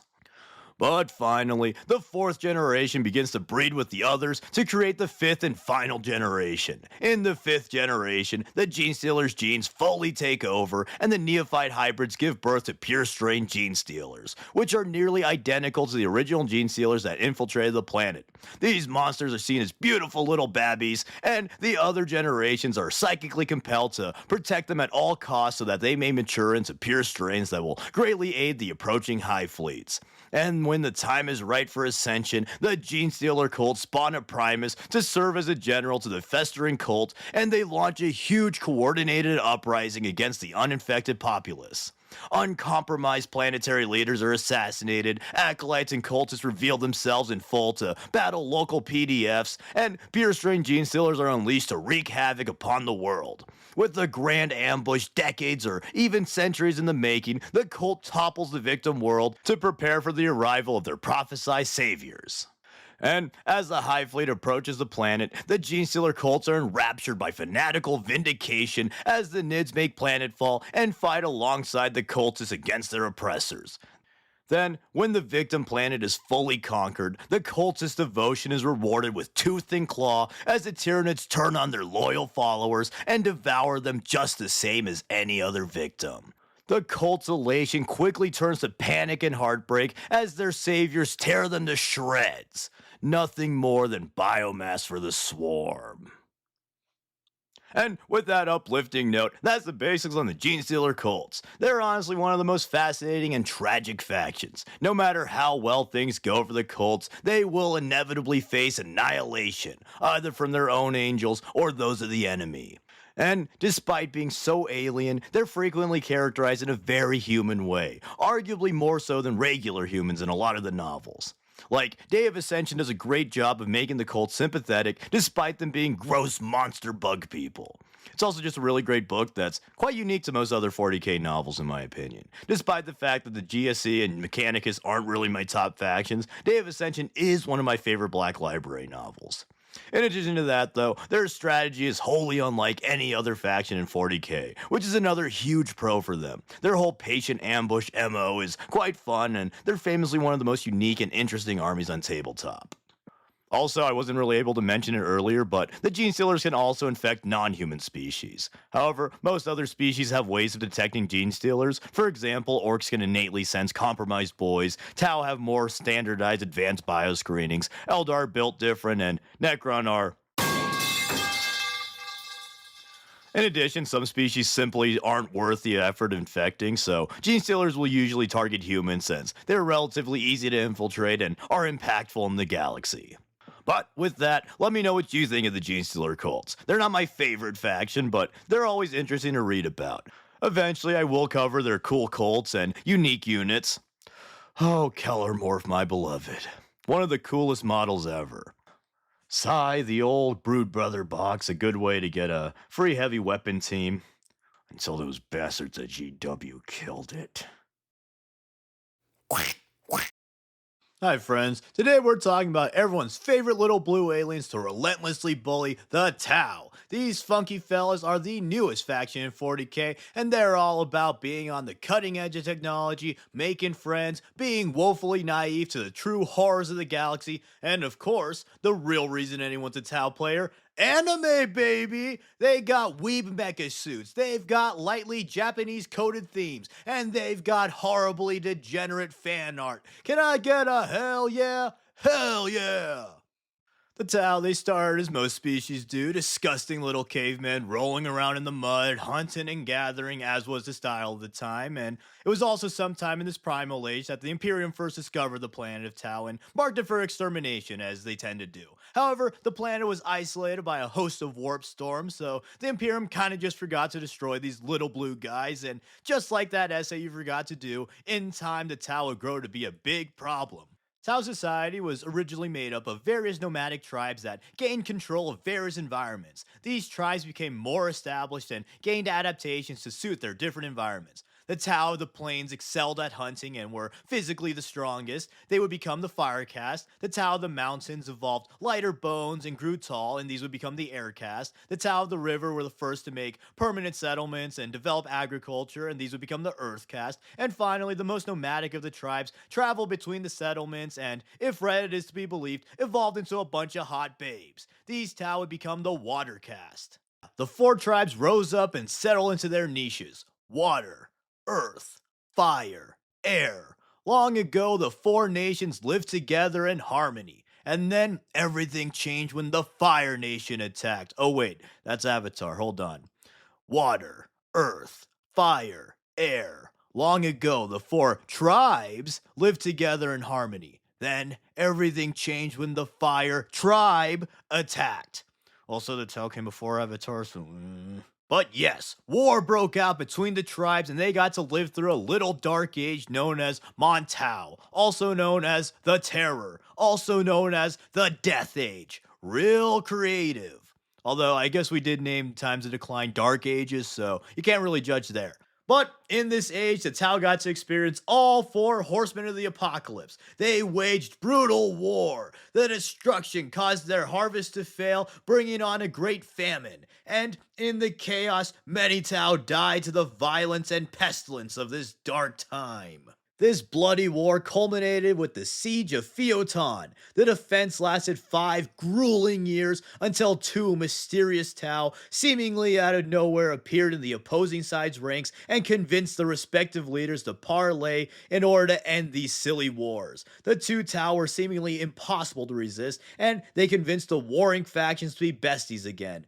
They explained the importance of peace and taught of the greater good that all Tau needed to unite in order to achieve. These mysterious fellows were then known as the Ethereals, and after a few short years, the Ethereals popped up all across the land and united all of the Tau, bringing on a new age of prosperity.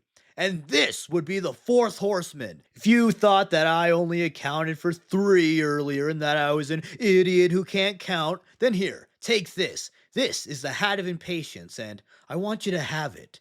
Put it on, I think you'll look lovely. These divine figures brought in a new age of hope, conquest, and zeal for the greater good within the Tau race. And united, the Tau rapidly developed their technology and began to expand their empire to spread the greater good. These imperialist pushes were known as the spheres of expansion. They began to assimilate Xeno civilization into their empire and destroyed the ones that did not comply. The first large scale war that the Tau waged against the Xenos race was against the Orcs, who, of course, proved to be wholly unreasonable. And in their second sphere of expansion, they met the Imperium of Man once again. Both the Tau and the Imperium completely underestimated each other, and it led to a large conflict that ended in a ceasefire since High Fleet Behemoth was on the horizon. But yeah, same old, same old. The Tau continued to expand their empire, assimilate other species, and come into conflict with other iconic factions, blah blah blah. Them meeting the other factions for the first time is actually usually pretty funny since the Tau are often super naive. Notable moments being them killing a cultist lord thinking he was Slanesh, which, to be fair, they didn't know Slanesh was a literal god. They called chapter masters King of Space Marines, which is very cute and also led to the minor misconception that the Tau thought that they killed the Emperor of Mankind. And when they thought that they had allied with the Dark Eldar and then quickly learned why nobody would want to ally with the Dark Eldar. But anyways, let's get into Tau culture and what exactly the greater good is. Unlike literally every other 40k faction, the Tau believe in a silly nerd concept known as tolerance and not instantly shooting anyone who is different from you. Hello? Nerd ass cringe department? I'd like to report a cringe ass nerd. But the Tau being more tolerant than the average 40k faction is like saying XV88 is more yellow than Scrag Brown. Both are the color of poopy, and a normal person wouldn't know the difference. The Tau are tolerant by 40k standards, but again, a normal person would think that they're absolutely insane. Although they let other aliens join the greater good and respect their various cultures, they still consider themselves to be the superior race and are only friendly if the other factions agree and better their goals. And they also do some other dubious things. The Tau used to be more cut and dry as the good guy faction, but everyone hated them, and GW got peer pressured into making the Tau more evil. In cases of races like the Vespid and the Galg, it's pretty heavily implied that they're forced to join the greater good, either through mind control and/or by force. It's also implied that the Imperials have some sort of mind control abilities, or at least hiding something more sinister. The ability has been rumored to be from pheromones, an unknown psychic power, or even as an organ that the Eldar planted in order to influence the Tau. It's important to note that the last one came from the book Xenology, which is an in-universe study of various Xeno species by an Inquisitor, so his findings may not be 100% accurate and are up for interpretation. But the Ethereals are often questionable since the Tau are unusually loyal to the Ethereals and will pretty much do anything that they're told to without question. In an extreme example, an Ethereal told a Watercast diplomat to stab herself, and she instantly did it, seemingly against her will. And this little quirk meant that the more hot-headed Ethereals lost a lot of teammates in the ancient golden age of Xbox Live COD lobbies. But anyways, what exactly is the greater good? Essentially, it's just a philosophy that the Tau and their auxiliaries live their life to.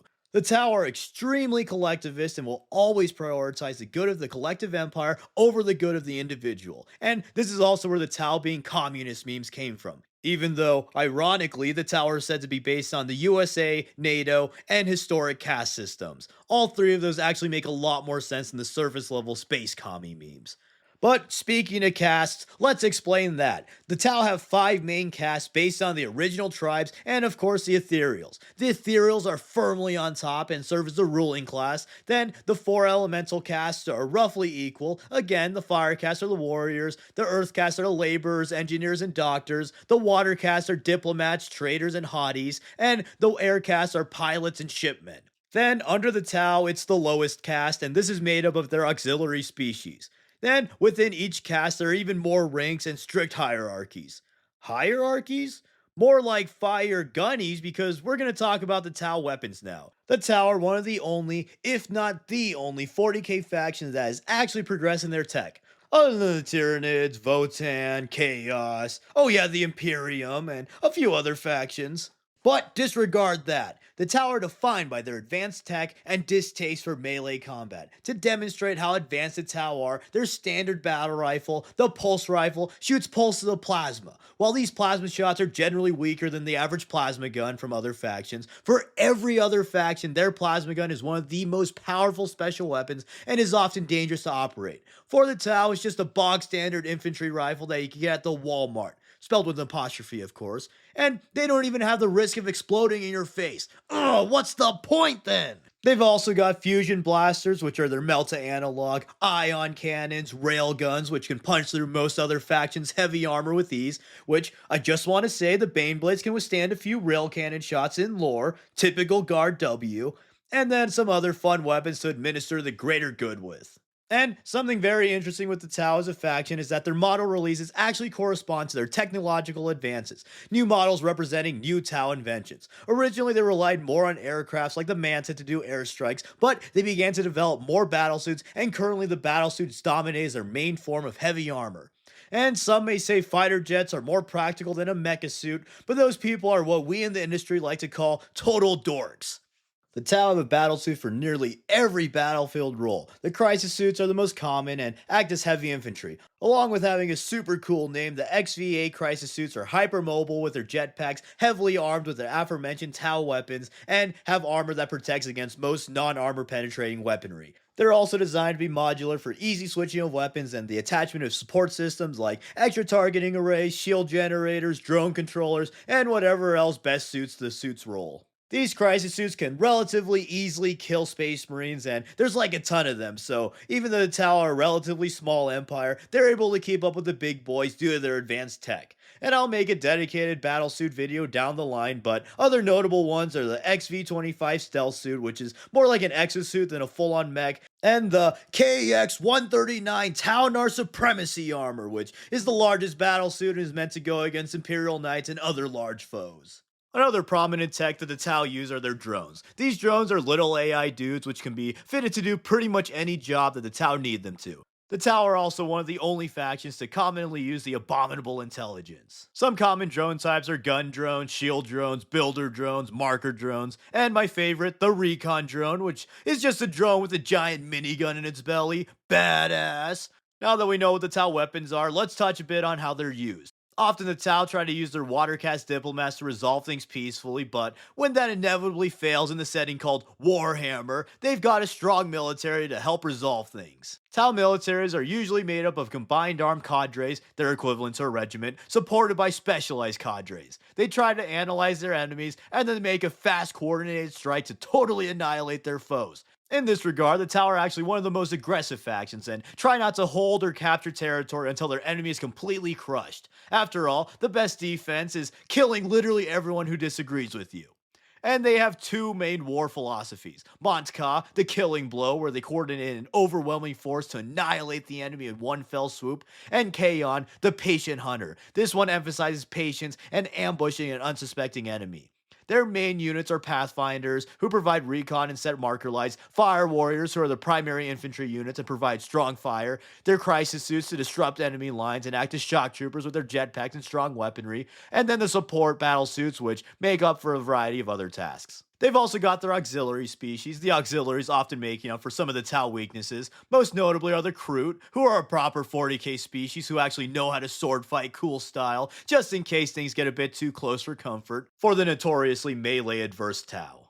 And with that, let's close this off with some notable Tau characters. The High Ethereal, the Tau, and Supreme Leader is Anva. He was the oldest Ethereal and led the Tau to expanding their empire as all Ethereals do. He worked closely with Commander Shadowsun, and oh yeah, he totally got murked by a Caluxus assassin. But his death was covered up, and the other Ethereals use a hologram and AI of him to inspire the rest of the Tau, intimidate their foes, and to flex their cool hologram projectors they bought last Black Friday.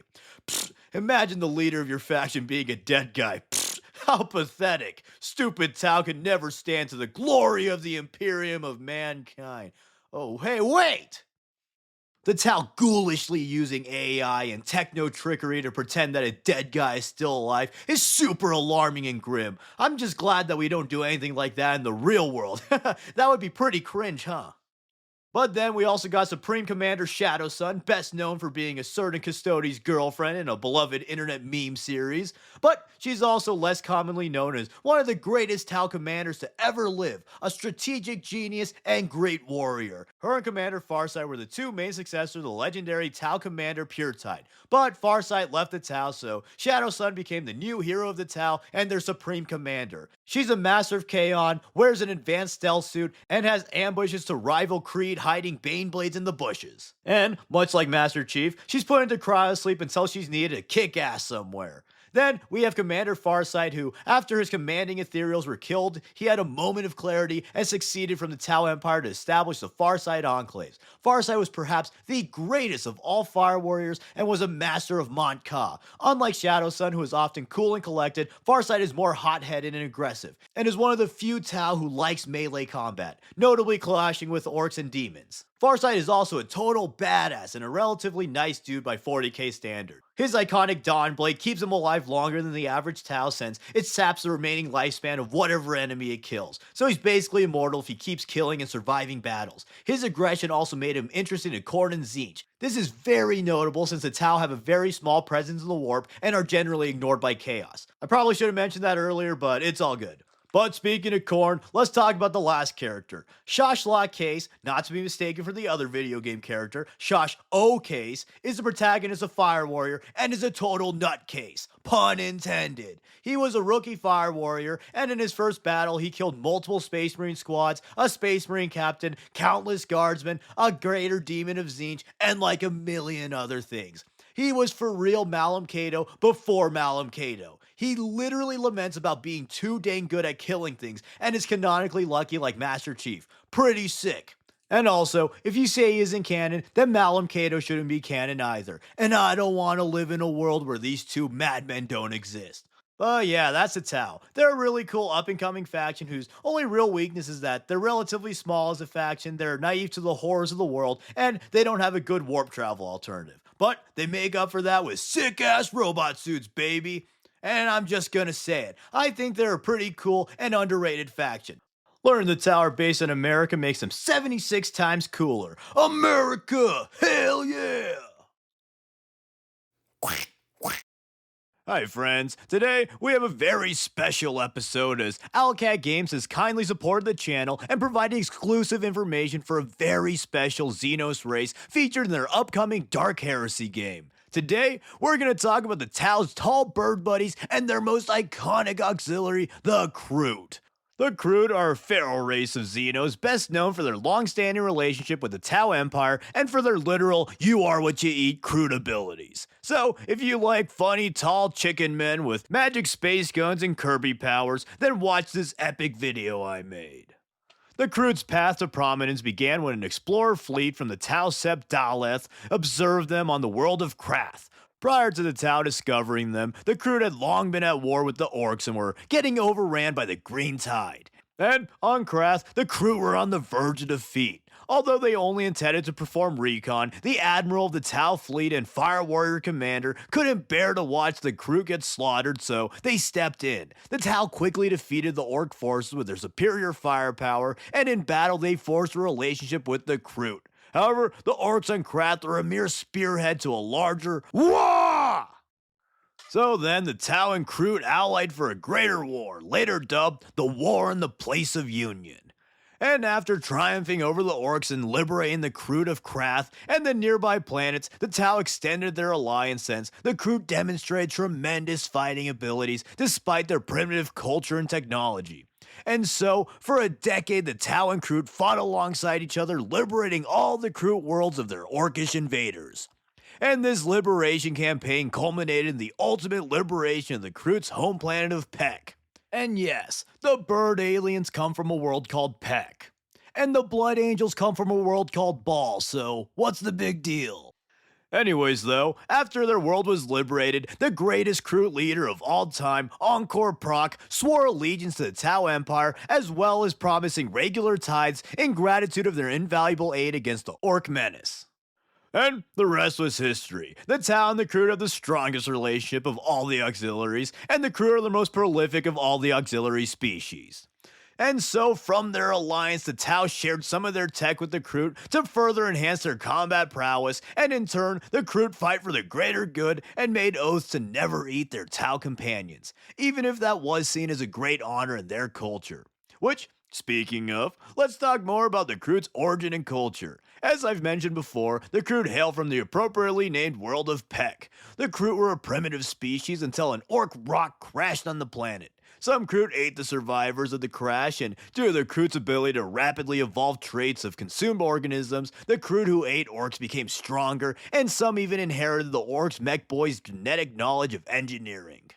This allowed them to rapidly progress their own technology, and in just a few thousand years, they essentially went from cave birdmen to a society with large industrious hive cities, relatively advanced firearms, and most importantly, warp-capable space travel. They would eventually revert to the old ways, though, and largely deindustrialize. But the important thing is that they got warp travel. Having warp travel allowed the Kroot to expand their species across many planets and consume new species for greater evolutionary pathways. And to elaborate on that, we have to talk about perhaps the most iconic aspect of the Kroot, their reproduction. Don't take that the wrong way. I've mentioned it a few times before, but the Kroot essentially have Kirby powers of getting the traits of things they consume. Although the exact mechanisms are not known in lore, Kroot are said to have a significant portion of their DNA blank. And with their blank DNA, the Kroot are able to inherit traits of their prey and alter their genetics if they eat enough of them and eat them for long enough periods of time. And these traits are passed on to their offspring for even more fun craziness. This allows them to specialize in different things needed for their society and rapidly adapt to new planets and battlefield conditions. For example, eating orcs makes them stronger, eating Eldar can make them faster, and sometimes even psychers, and my favorite of all, eating Catachan makes them stronger, gives them an affinity for headbands, and a general disrespect for authority. However, this ability can also sometimes backfire, either due to overly extreme mutations putting them on evolutionary dead ends, like in the case of the animalistic Kroot hounds and Kroothawks, or from eating forbidden flesh that induces unwanted or even dangerous mutations. For example, eating Tyranids is strictly forbidden as it links Kroot to the hive mind and makes them hostile towards other Kroots since they're now slaves to the Tyranids. And some other notable forbidden meals are Necrons and Chaos Worshippers. And since unguided mutations can lead to disaster, Kroot leaders called Shapers are assigned to Kindreds, which is the name for groups of Kroot. The Shapers are essentially mega nutritionists who can recognize good traits and ensure that their kindred only eats organisms that will induce beneficial changes. In addition, they track mutations and make sure the kindreds eat in moderation so they don't stray too far away from their natural form, which would lead to evolutionary dead ends. Additionally, Kroot culture developed around their Kroot abilities in interesting ways. Most prominently is that being declared inedible is the greatest shame a Kroot can ever face and is a fate worse than death since the exile's genes, traits, and spirit is essentially cut off from the future of the Kroot.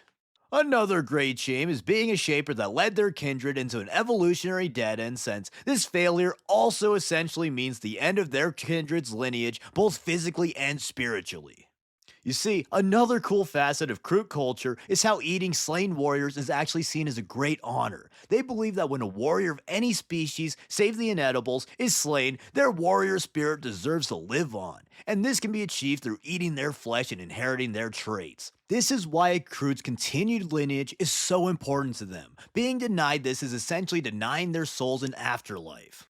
But then, even beyond their evolutionary abilities, the Kroot are formidable warriors. Even at a base form, they have incredibly dense muscles and almost hollow bone structure. This allows them to be incredibly strong and nimble despite their seemingly spindly and frail appearance.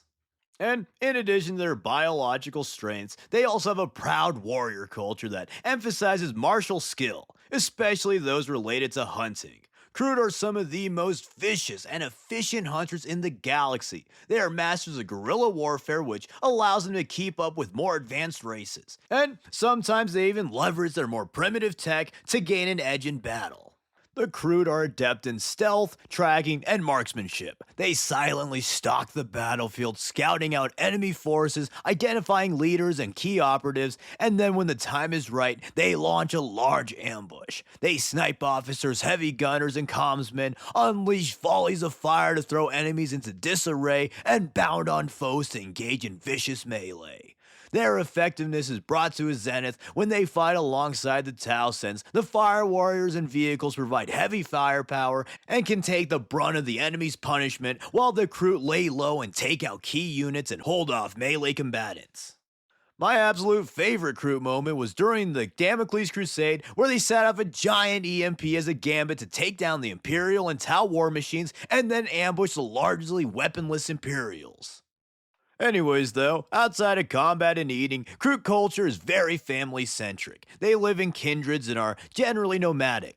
Kroot believe their duty as a species is to garner as many beneficial genetic traits as possible. Thus, kindreds travel across the galaxy finding prey to evolve from. And along the way, they help the Tau Empire and also serve as mercenary war bands from time to time. In addition, much like the Squats, the Kroot greatly revere their ancestors since they put them on the evolutionary path that they are in the present. Which, come to think about it, the Kroot have many interesting parallels to the Leagues of Votann. No, seriously, think about it. They both love their family, they both revere their ancestors, and at the end of the day, the Votann cores are basically just giant AI shapers. But anyways, back to combat. The Kroot's primary weapon is their creatively named Kroot Rifle. And this isn't really a specific weapon, but rather it's just a name for the Kroot's hunting rifle. As such, they can vary from simple slug throwers to modified pulse rifles. But more often than not, the Kroot utilize the upgraded Tau version. A key feature of this gun is the iconic big-ass knife on the end of it. This allows a rifle to double as a fighting staff for when they charge or get charged. In addition to their standard armaments, they've also got some special weapons. Things like the scattergun, Kroot bow, and my favorite of all, the Dvorgite Skinner. This funny, wacky thing is a poached Xeno weapon that shoots streams of energy to flay enemies and is the scariest flamer in Kill Team. And then another fun thing is that the Kroot take in little animal companions for their hunts. The most iconic of these beasts being the Kroot Hounds, the Kroot Hawks, and the Kroot Hawks. Those last two are different, Hawks versus Hawks. But the former two were results of evolutionary dead ends, and the latter was theorized as an ancestral species to the Kroot. But most awesomely of all Kroot beasts is the Narlock. These are giant T-Rex looking Kroot that are used as cavalry mounts and are well suited for traversing rough and dense terrain. And even more awesome is the Great Narlock, which is even more T-Rex-like and can go toe-to-toe with tanks and other great war machines, which is badass. But overall, that's the basics of the Kroot. They're one of the most unique Xeno species in the setting, and I personally really love their aesthetic of primitive elements clashing with the Tau's futuristic tech. And also, I'm always a sucker for cowboy aesthetics, so that really hits for me. I personally would love to see more Tau auxiliaries get a mini range like the Kroot did, since I've always liked the idea of 40k Covenant, but I'm sure we won't get anything like that for another decade or so here's to hoping. Kroot that eat a lot of orcs are called green Kroot, which I think is really fun. Especially since, Kroot by default are usually green. Hi friends, today I'm going to the center of the galaxy because I'm on a quest. A quest to find out why people like the Leagues of Votann. Is there something interesting that I'm missing? Am I just stupid and don't see the appeal? Or do people literally just like them because of Deep Rock Galactic? I guess I'll see in the Galactic Core. Well, that was unpleasant, but now I know more about the Leagues of Votann, so let's get into it in this short video. And just off rip, I admit I judged the kin a bit too harshly. I still think that their aesthetic is a bit lacking, and there's too many overlaps with the Tau, and that they feel a bit out of place in 40k at the moment, but they're actually very interesting. They're literally just space miners. That's it. Every single aspect of their culture evolved around the simple fact that they were sent to space to mine. And gosh darn it, do they mine. First they mine, and then they craft. Spacecraft, that is. They mine spacecraft. The Leagues of Votann are a huge empire located in the dangerous galactic core. They're smaller than the Imperium, but much bigger and more established than the Eldar or Tau.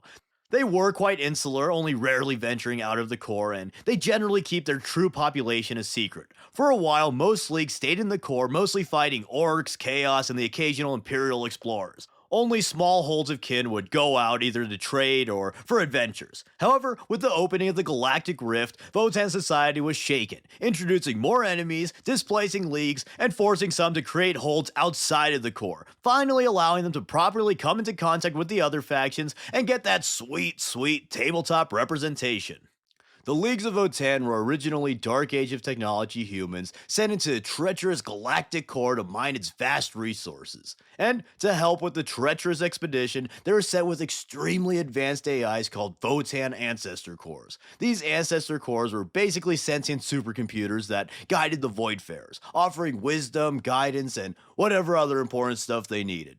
Every single aspect of their current culture stemmed from their origins as Voidfarers. The Votann are mostly defined by their practicality, extreme utilitarianism, highly conservative attitude towards resources, greed and hoarding of resources, and of course, their wholesome family values. All of these are just the natural endpoint of a voidfaring society. In space, especially a dangerous uncharted area like the galactic core, the travelers must act practically and efficiently, otherwise they would perish to the cruel conditions of the void. Risk and reward assessments were invaluable as a waste of resources could mean death in the endless unknown.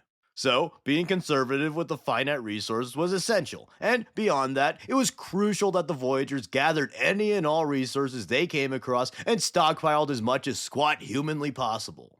And finally, their cute little wholesome family values made a ton of sense as the Voidfarers would naturally form close-knit communities and had to look after one another to get through their perilous journey together.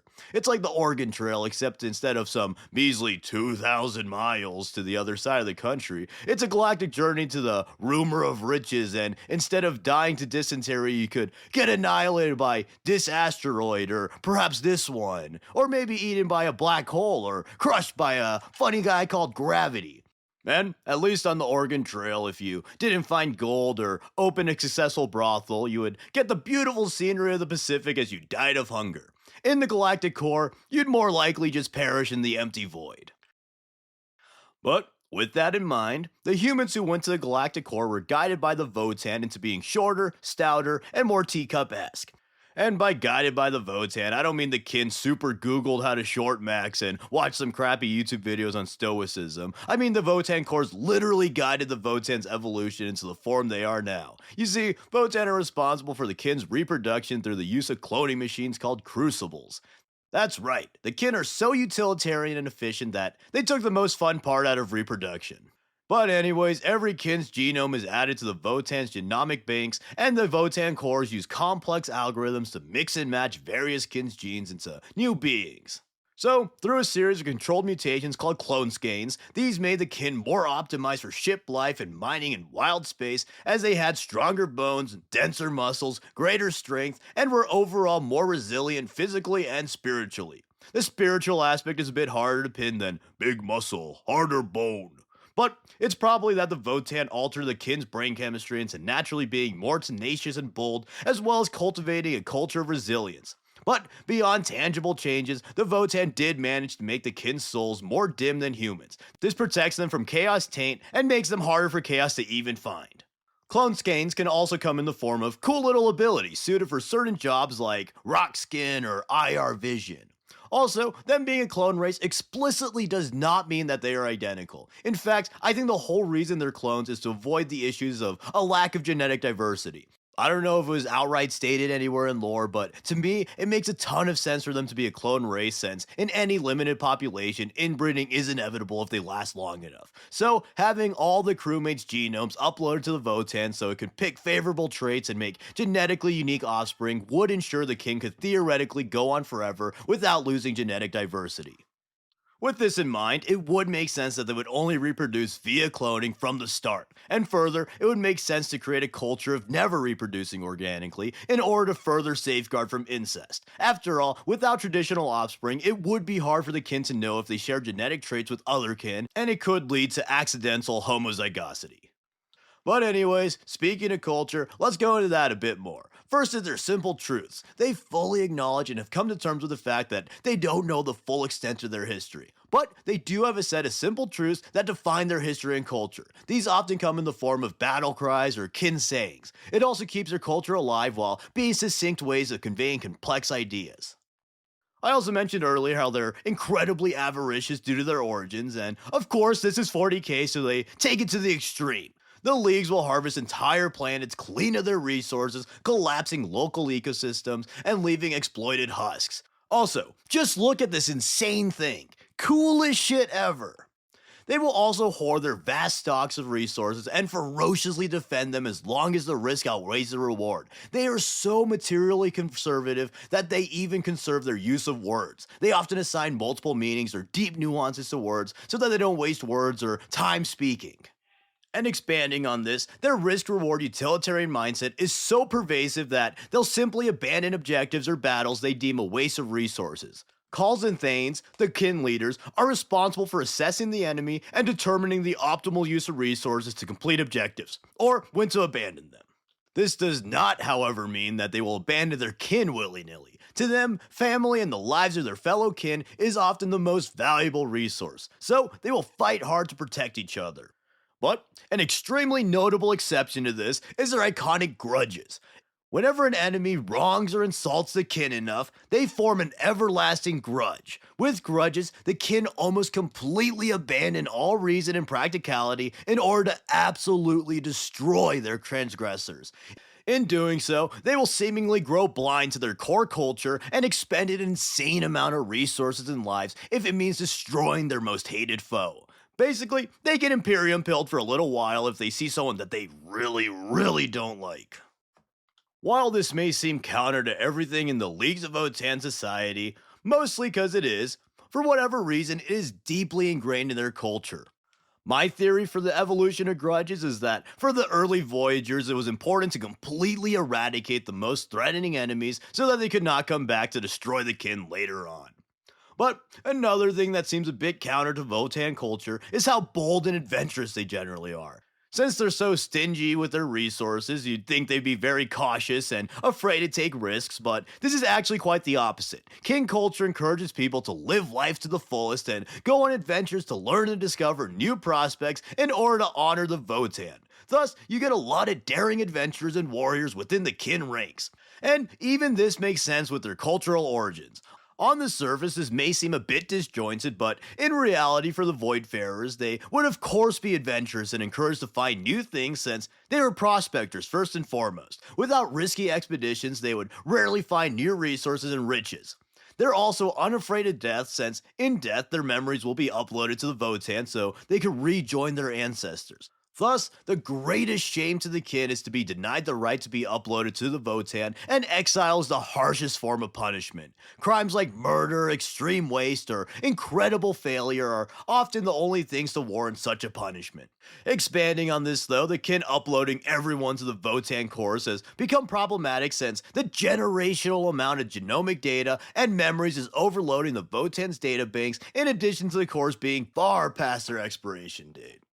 Originally, uploading kin to the Votan was for practical reasons, recycling organic material and getting genetic data for future generations, but it has evolved into a sort of religious practice. This means that the Votan are at best slower to process information, or maybe a bit eccentric, and at worst, actually insane. The Votan have essentially become the kin's gods since they imparted valuable knowledge and are responsible for their reproduction.